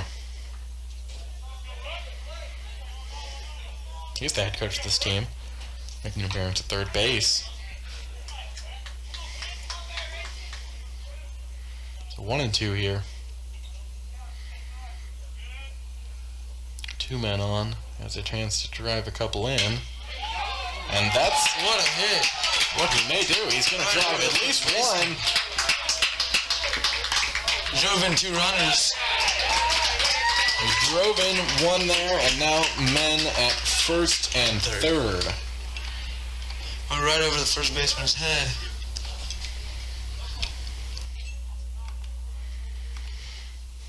So still only 1 out. Men at first and third. Crusaders add to their lead. Score 7-3 if you were still counting. Cameron Holly now up to bat. 7-4. Man running from second, and he's going to be safe. And it was so wild. The man that was at third comes home. And the run goes all the way to third, so 8-4. And now just a man at third on the 1-0 count. A bad throw by the catcher, and the nice running technique by the man on third.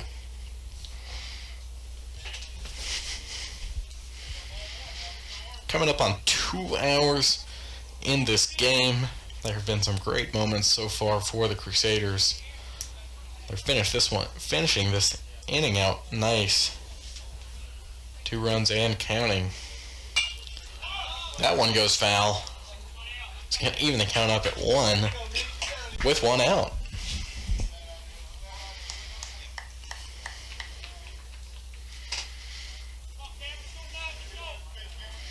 Holly hasn't had too many chances tonight with a bat in his hand. We'll see if he has some firepower, maybe bring one in, but he doesn't have a chance to swing it there. 2-1 after that pitch was high and inside.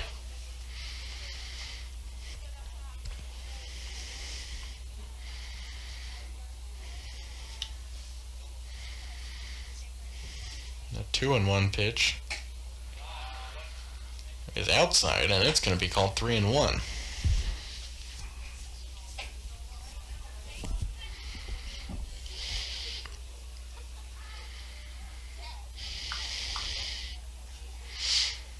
The 3-1, and that one's going to be a ball, and the other man comes in from third. 9-4 now, a 5-run lead by the Crusaders.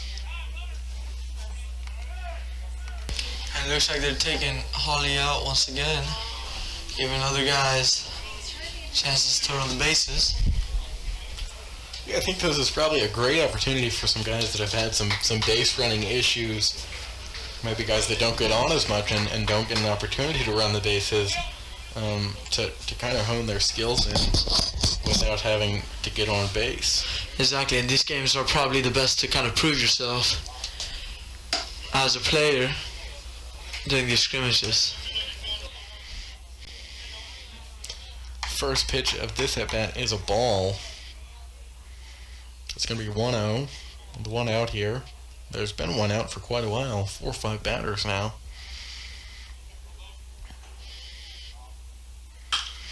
Oh, and that one is deep, but it's not quite going to go out.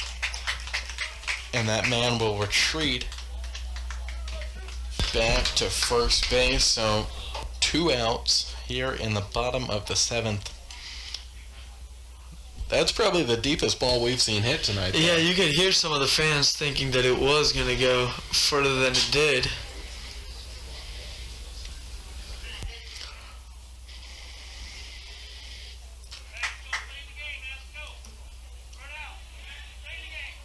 The 2 outs here in the bottom of the 7th.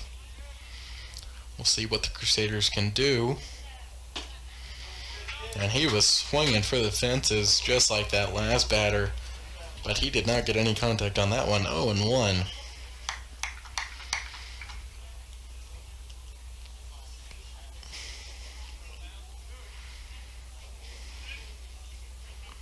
Man at first for the Crusaders. Counts 0-1. Make that 1-1. With the 0-1 pitch outside. Catcher had to move a little bit to get that one.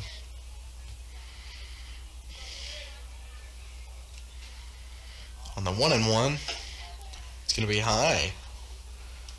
Now 2-1 with 2 outs in this half of the inning, the bottom of the 7th, but there's still a man on first.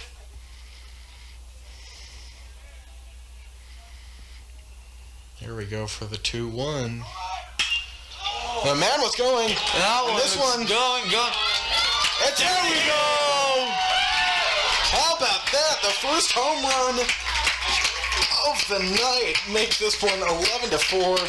I know we're not keeping score, but man, what an amazing hit! That was just a bomb, and there goes Gabe Grunwald. Harley couldn't get it quite there, but Grunwald sends it long.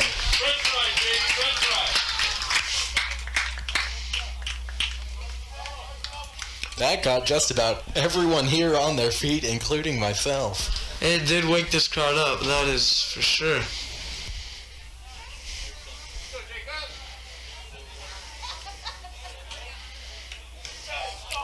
This first pitch to the next batter is going to be inside.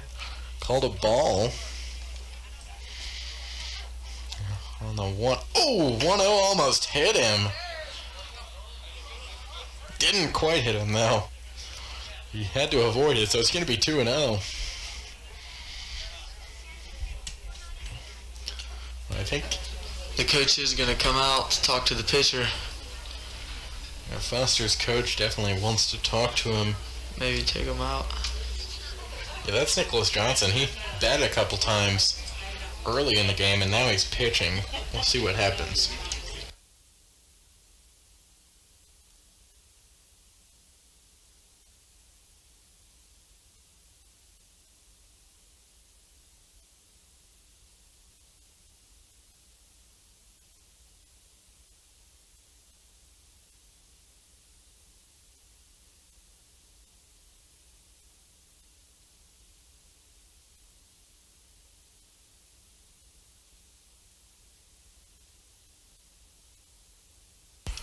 So back after the 1-0 pitch was a bad pitch, but that one he got a hit on. Yeah, that was a great job by Jacob on finding the hole between the first and second baseman. And that's going to do it for the bottom of the 7th. So we are playing 9 innings, it looks like here. Great bottom 7 for the Crusaders. We'll be back for the top of the 8th.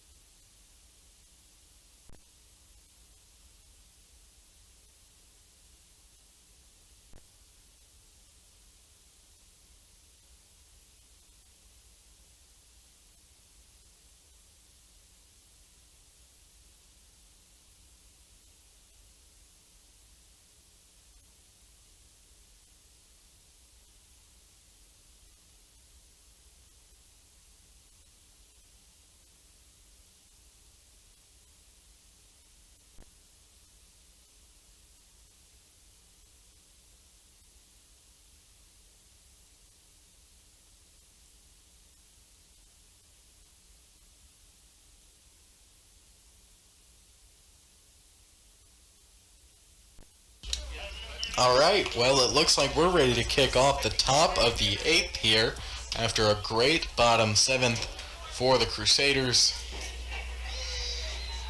Ready for this first pitch. And it'll be right down the middle. So 0-1.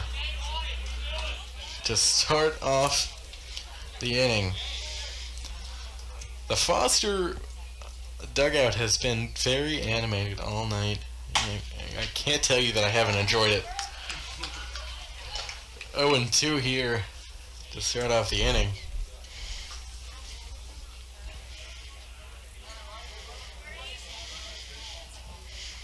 And on the 0-2. Oh, that was a very hard hit foul ball. And we're looking behind to see if we can see it. I think that may still be up in the air.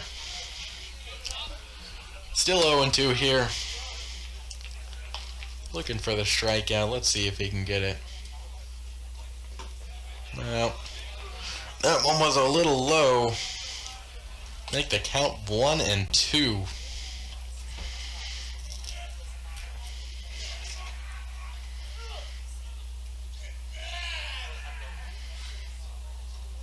A 1-2 has got to be. Oh, I thought that was going to be strike 3, but it is 2-2 here on this first pitch. First batter of the top of the 8th. He's gonna have to work for it.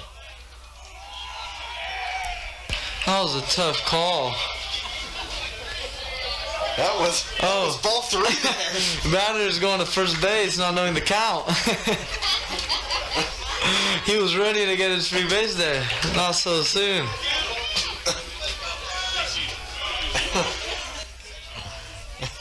He was on his merry way to... And you know that his own teammates are going to heckle him for that. We can tell these guys like to have a lot of fun. And there we go. Then he gets on base. The Foster will start the inning with a walk and a man on first who definitely wanted to get on first. Oh, but they sub him out. And they put a guy in that looks a little faster, I'll say that. The man on first with no outs in the top of the 8th. And a swinging strike. I haven't been able to say that all night. To start off this count, make it 0-1.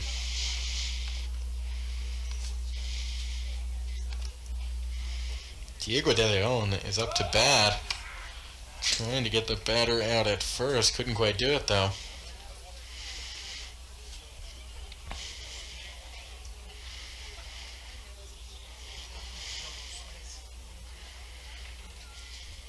On the 0-1. Ooh, that ball is high up. Couldn't see it from the press box. It'll be caught by the left fielder for out number 1. See, sometimes those balls are pretty hard to grab because they are so high in the air that it's easy to lose track of where they went. Granted, they might not go as far. Yeah, but that one was definitely extremely high up.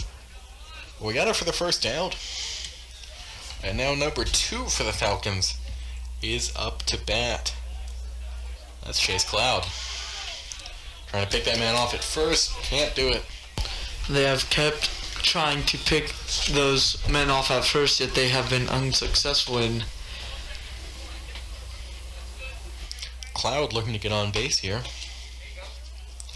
Fouled that one off. Start off with an 0-1 count.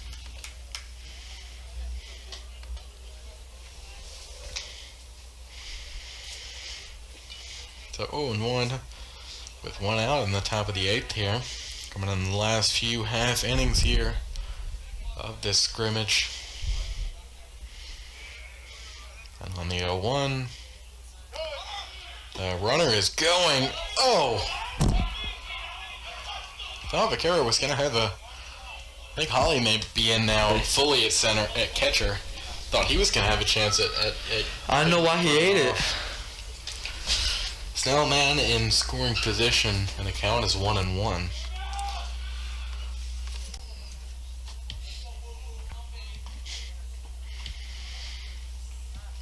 One with a man on.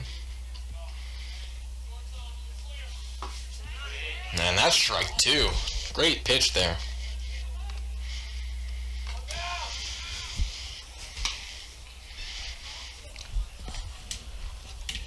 1-2 with 1 out. Looking to get out number 2 of this inning. And that's what he does. Strike out.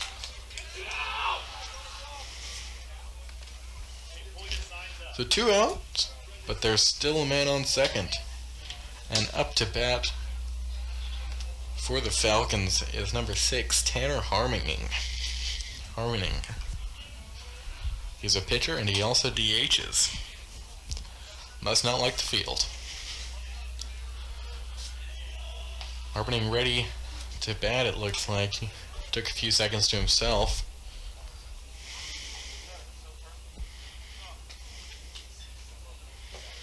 And first pitch was low. Oh, and Holly. He was unable to keep the ball secure. Yeah, he's just having a tough time getting a grip on that ball, it seems like, because now that's twice that runner has stolen. I would say that the first time what happened was that he was not able to secure the transfer of the ball from the glove to the hand to be able to throw it, and this time it just went out in front of him. It was a good block, but then it bounced too much off of his body.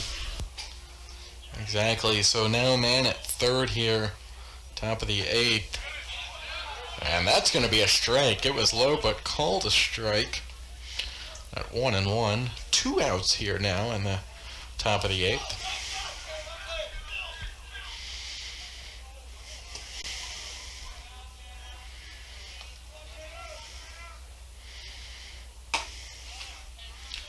That one's going to be a ball as well. So 2-1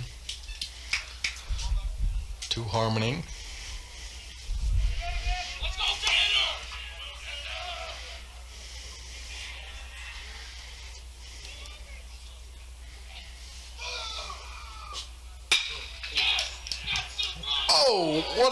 Oh my goodness. What a stop by the third baseman. Sadly, he couldn't throw it to first. What a stop there. He was very close to getting that one. That allowed the runner at third to advance and score. Yeah, so 11-5 now. And there is also a man at first. As a result of that, I believe they will call that one a hit. We do have to give it to the batter that was a good and hard hit ball.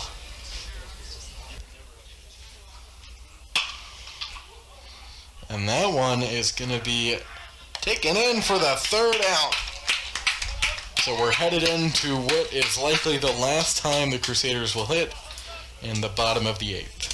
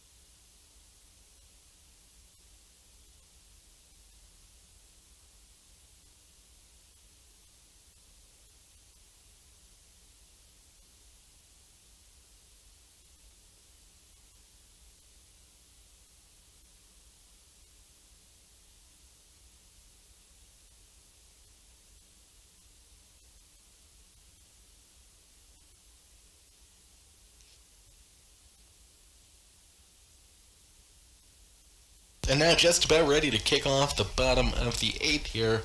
Your Straight Jesuit Fighting Crusaders up to bat.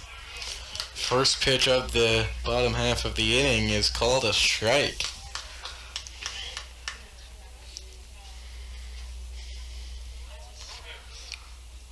The 0-1 is called a ball. Now this pitcher that Foster has put in has got an interesting rotation here. Excuse me, an interesting windup. Oh. Yeah, you can see that he pulls his arm all the way back, and the release is kind of at a straight angle.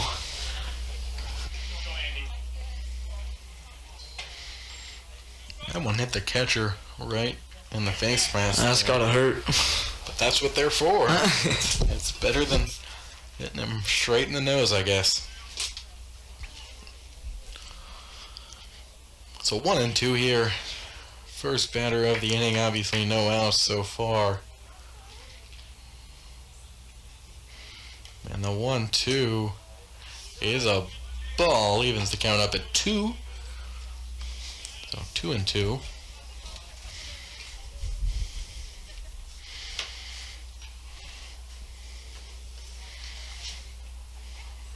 And this one is also a ball. Load that count up. It's 3-2.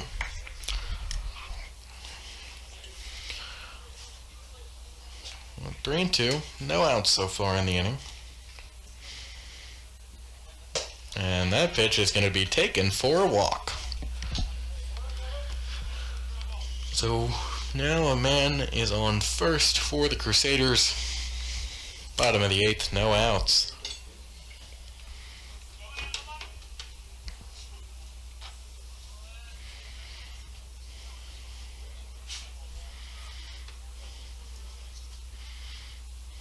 First pitch of the next at bat on its way. And it's a little high and a little bit inside. Call that ball 1.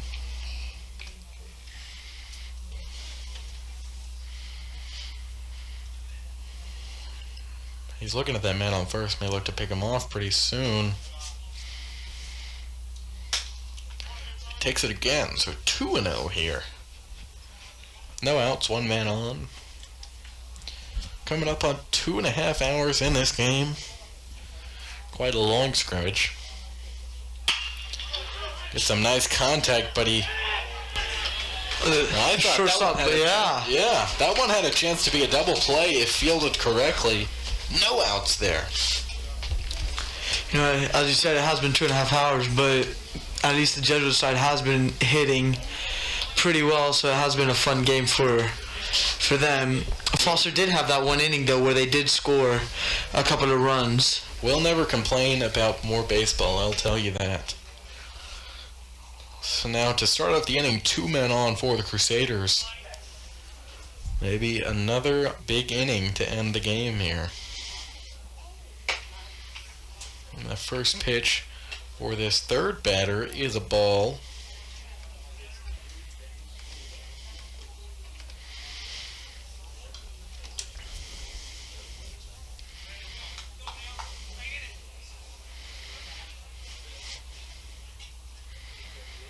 The 1-0 pitch is also high. Make it 2-0.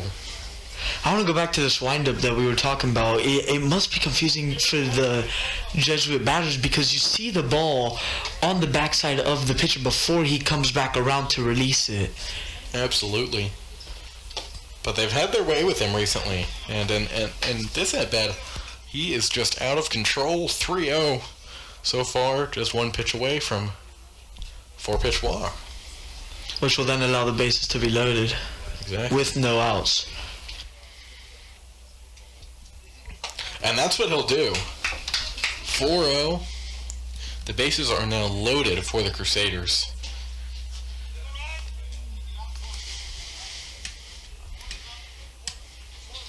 So coming up on maybe the last few batters here, as we've seen a little bit of a mercy rule after about, just a number of batters in innings when they've had a lot of runs.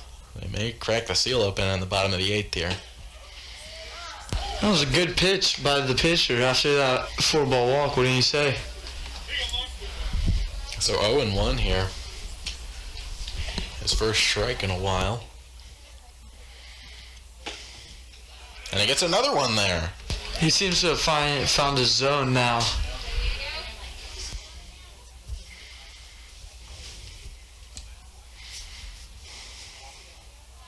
So 0-2 is a ball. So it'll be 1-2. Well, man on, there's a force out at any base here.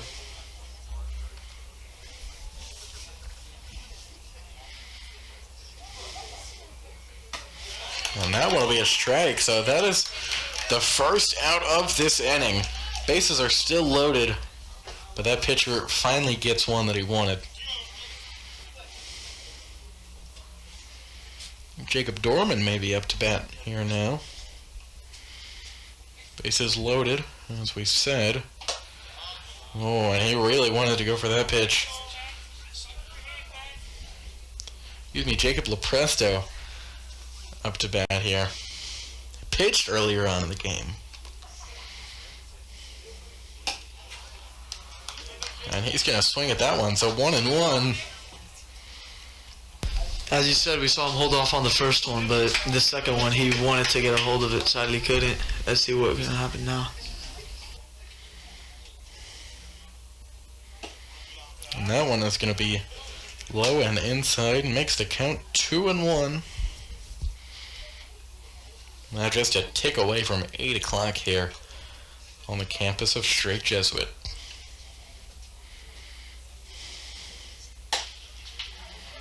And that one is also going to be a ball. 2 straight there. Just another pitch away from driving in a run via a walk, which has already happened more than once, I believe, tonight for the Crusaders. And that's what'll happen. So by our count, the score is 12-5. With a man driven in there. Bases still loaded. And another one up to bat here.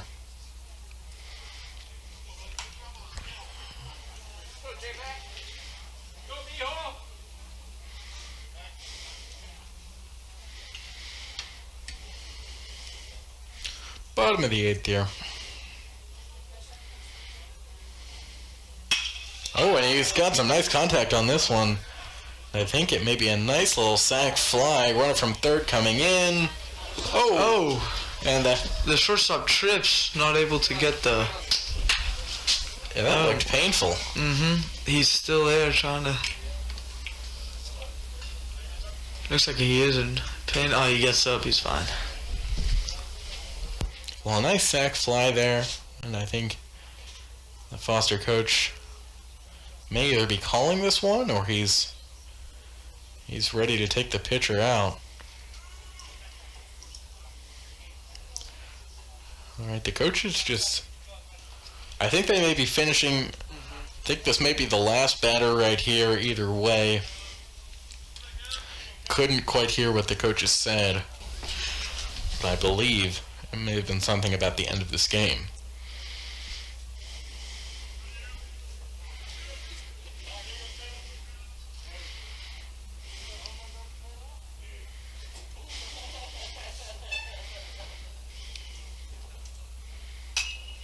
Ooh, that one was coming right at us. This count starts off at 0-1 with 2 outs.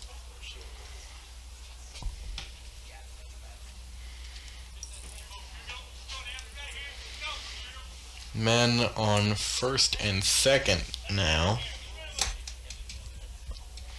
There are 2 outs in this inning. And that one's a ball, so 1-1 is the count.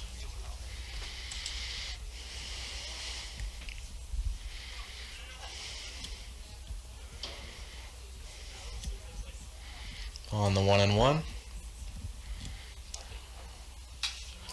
There's another foul ball. 1-2, just a pitch away from the end of this inning.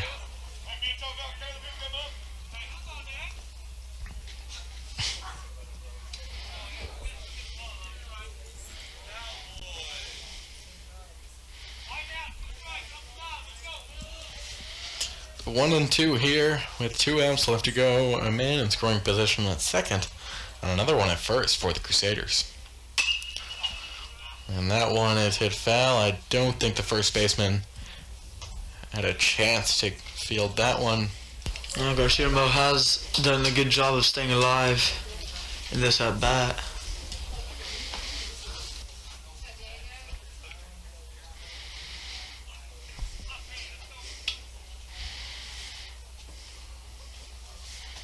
On the 1-2 again, it's a ball. So 2-2 here. Bottom of the 8th. 2 balls, 2 strikes, and 2 outs. And that is gonna load the count up. This is very likely the last pitch of the inning right here.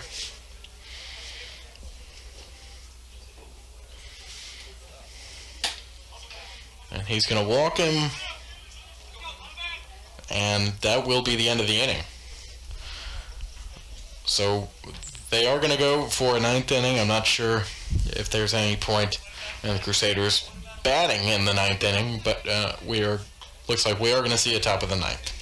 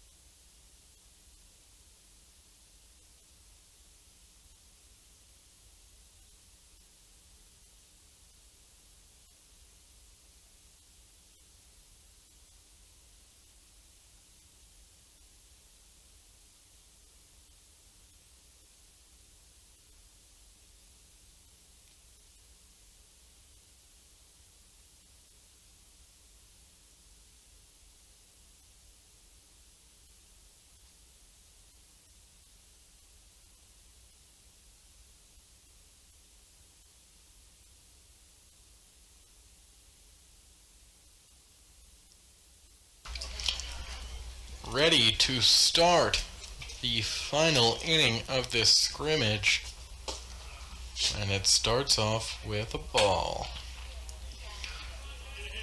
So 1-0 here. It's the first pitch of the inning. The next one is also, that's going to be a strike actually. I think the player might have broke the plane. It was right in the edge of the zone either way. That one's going to be too high for ball 2. So 2-1. No outs. A nice pitch there gets him swinging. Looking for a strikeout here.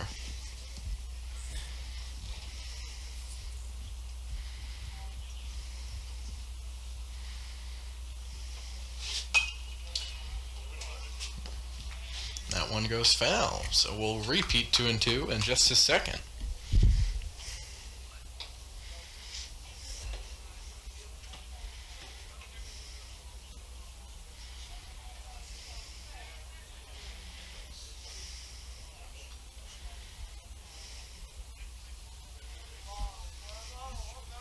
On the 2-2 pitch here, it is ball 3.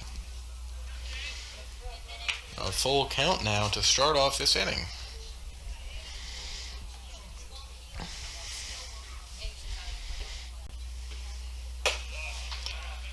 And the inning starts off with a walk. The man will head to first. And the next batter for the Falcons is up to the plate. That is Bryce McDade. Bryce McDade has had a few shots. I believe he's gotten on at least once. All game the Crusaders have been looking to pick off a man at first. Haven't been able to do it yet. Not very many more opportunities either. Exactly, but it does look like they have fixed their issue on the overthrow. He has got the stuff out there this inning. Although he couldn't get the strikeout in the last at-bat. That's 3 pitches where guys have gone swinging.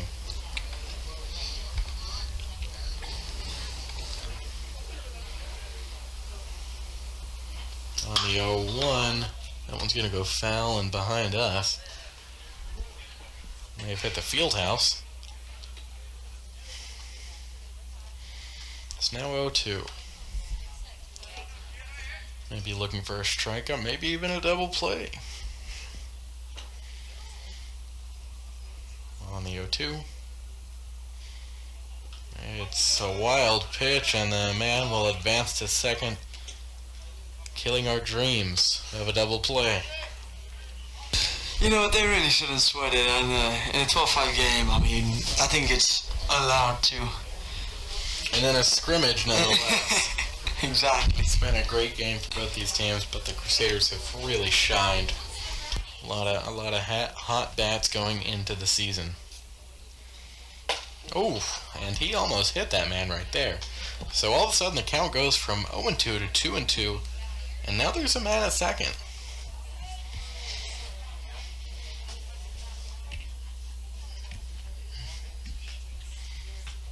On the 2-2, it's outside. Another full count here.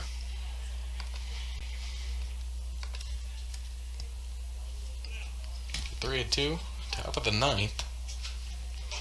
Man on second, no outs.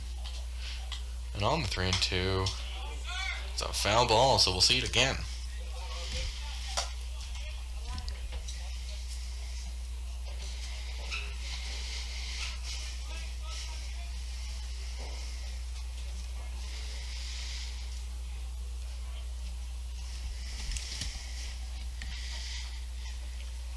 Once again, 3-2.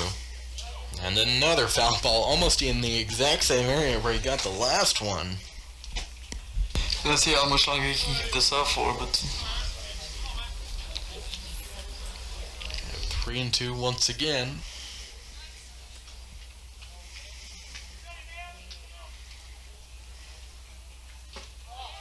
And finally, he gets the strikeout that he's been looking for all inning. So out number 1 just a little bit closer to the end of this game. Now number 5 for the Falcons is up to bat. That is Luke Capel.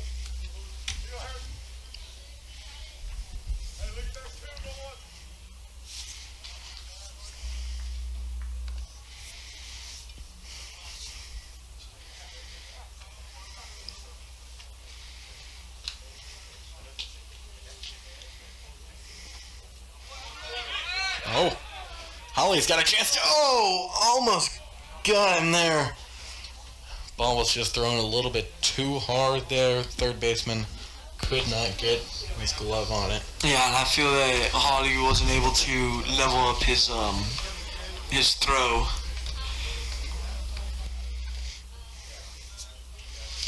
Now it's 1-0. There's 1 out, but there is a man on third. The game, we believe, is 12-5, nearing the end, last few stages here, but that was a great pitch. It's going to even the count up at 1-1.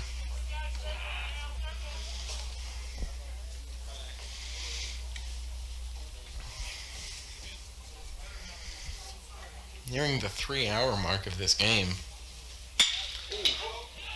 Oh, nice catch by Dorman in center field. That's 2 tonight. 2 diving catches And another save early in the game, too.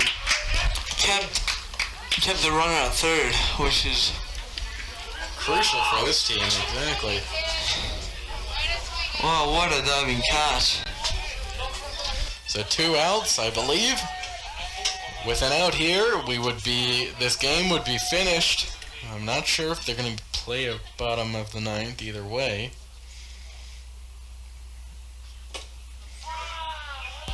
That was a nice stop by Holly. The count's going to start out at 1-0.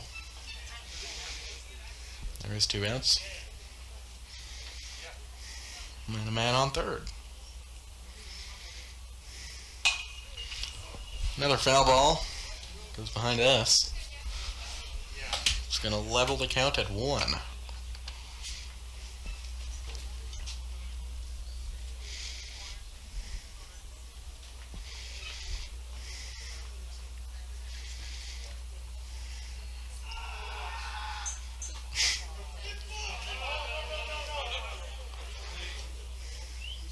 Runner was thinking about going home. That pitch was pretty wild, but a nice stop there by Holly, and it is 2-1. Looking for maybe a rebound pitch here. Put it in play. 2 away from a strikeout. He's one closer to this one. Oh, Holly could not get a hold of the ball. He's just got butterfingers tonight, and he's definitely gonna have to figure it out going into the season, how to get a grip on that ball. Yeah, luckily that those errors haven't really costed Jesuit much. So this narrows the Jesuit lead to 6. And it's out number 3 there. Jesuit wins the scrimmage. I believe that's it. And they're actually going to play. Are they taking the field? Foster is bottom taking of the ninth. Field here for a bottom of the 9th. They have decided to play all 9 innings full, even though the Crusaders have already won this game. They weren't keeping the score at the official scoreboard here like we were. But yeah, it looks like we're going to get some bonus baseball. We will surpass 3 hours on this game, I believe. It's been a long one for sure, but it has been fun. It's been very fun, and we would like to thank all of you for staying tuned in. There haven't been very many, but this is a scrimmage, and we appreciate all of you so much for tuning in.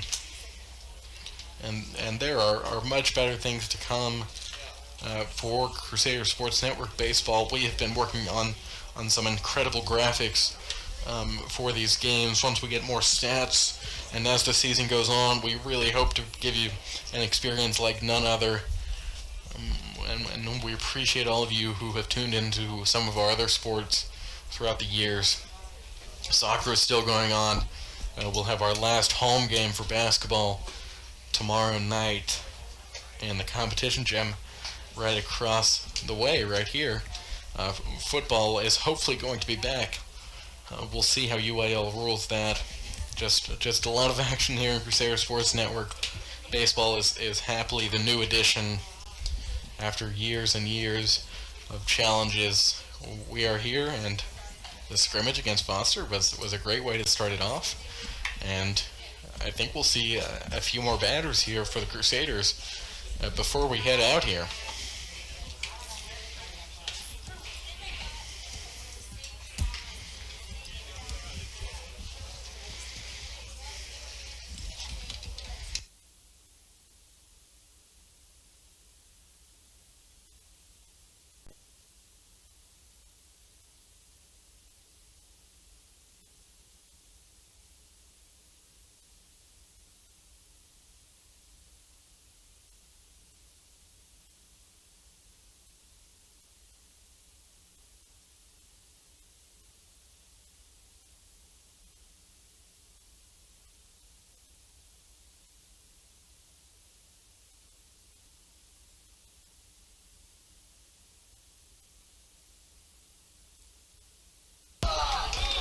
of the ninth got kicked off with a hit here. Man on first to start it off.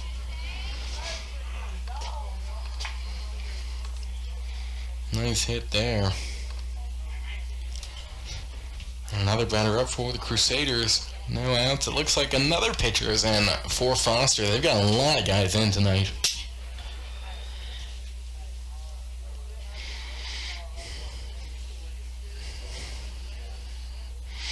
So first pitch to the second batter of the inning is a ball. I believe this is actually the pitcher from the last inning. Looking at his windup.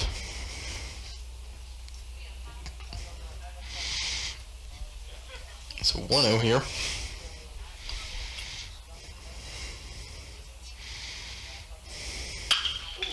Nice contact there, and 2 straight hits to start off.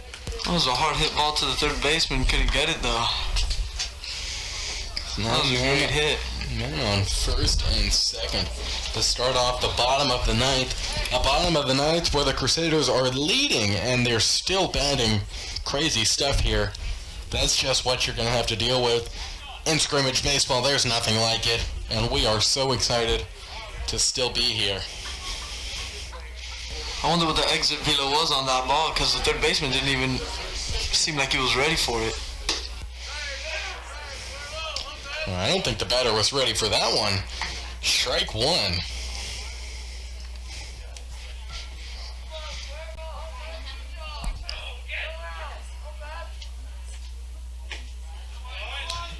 But that one was going fast, but it was outside. So 1-1.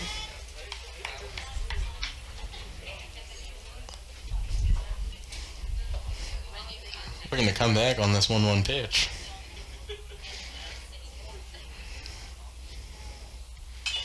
Oh! I think that one got the umpire a little bit.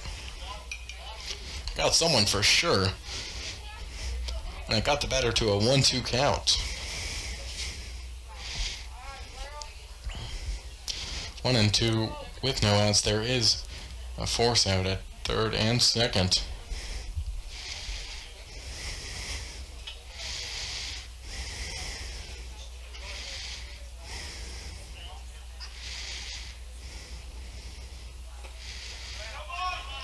This one's going to be a ball. Evens the count up at 2-2. 2-2 with no outs here. There is a man at first and there is a man at second. Score is 12-6 in this scrimmage. Again, we'd like to thank all of you for joining us here tonight.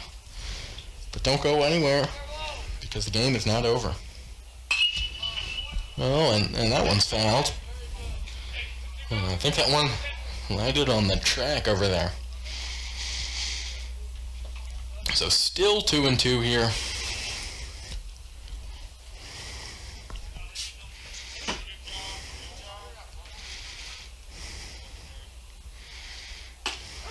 And that one is going to be strike 3. It was outside.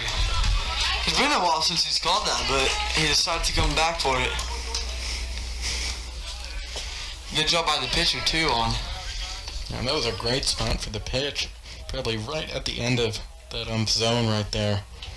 Ended up calling it a strikeout. So 1 out. Still a man at first and second, though. That one was a ball.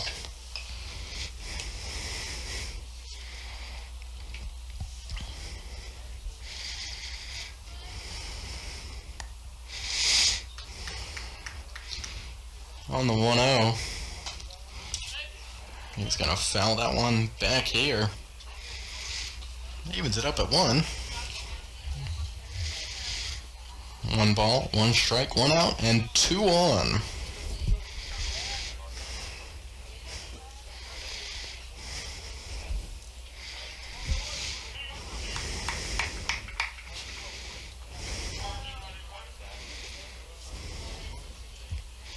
On the 1-1. It's a hit. This has a chance to be a double play, and they get 1. Nice read there by the pitcher. He was able to grab it and get the force out at second for the second out of the bottom of the 9th inning here. His team is still down 6 if we were counting score. It's very likely the last batter of this game. Up to bat here. I believe it's Cameron Holly. And he's going to take ball 1 to start off.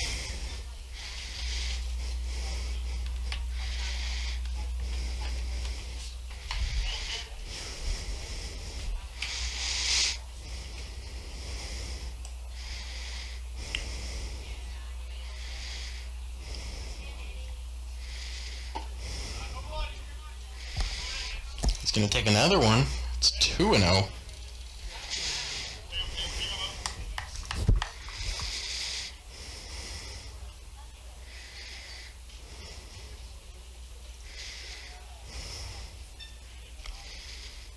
A 2-0 is a strike 1. So a 2-1 count here for Cameron Holly.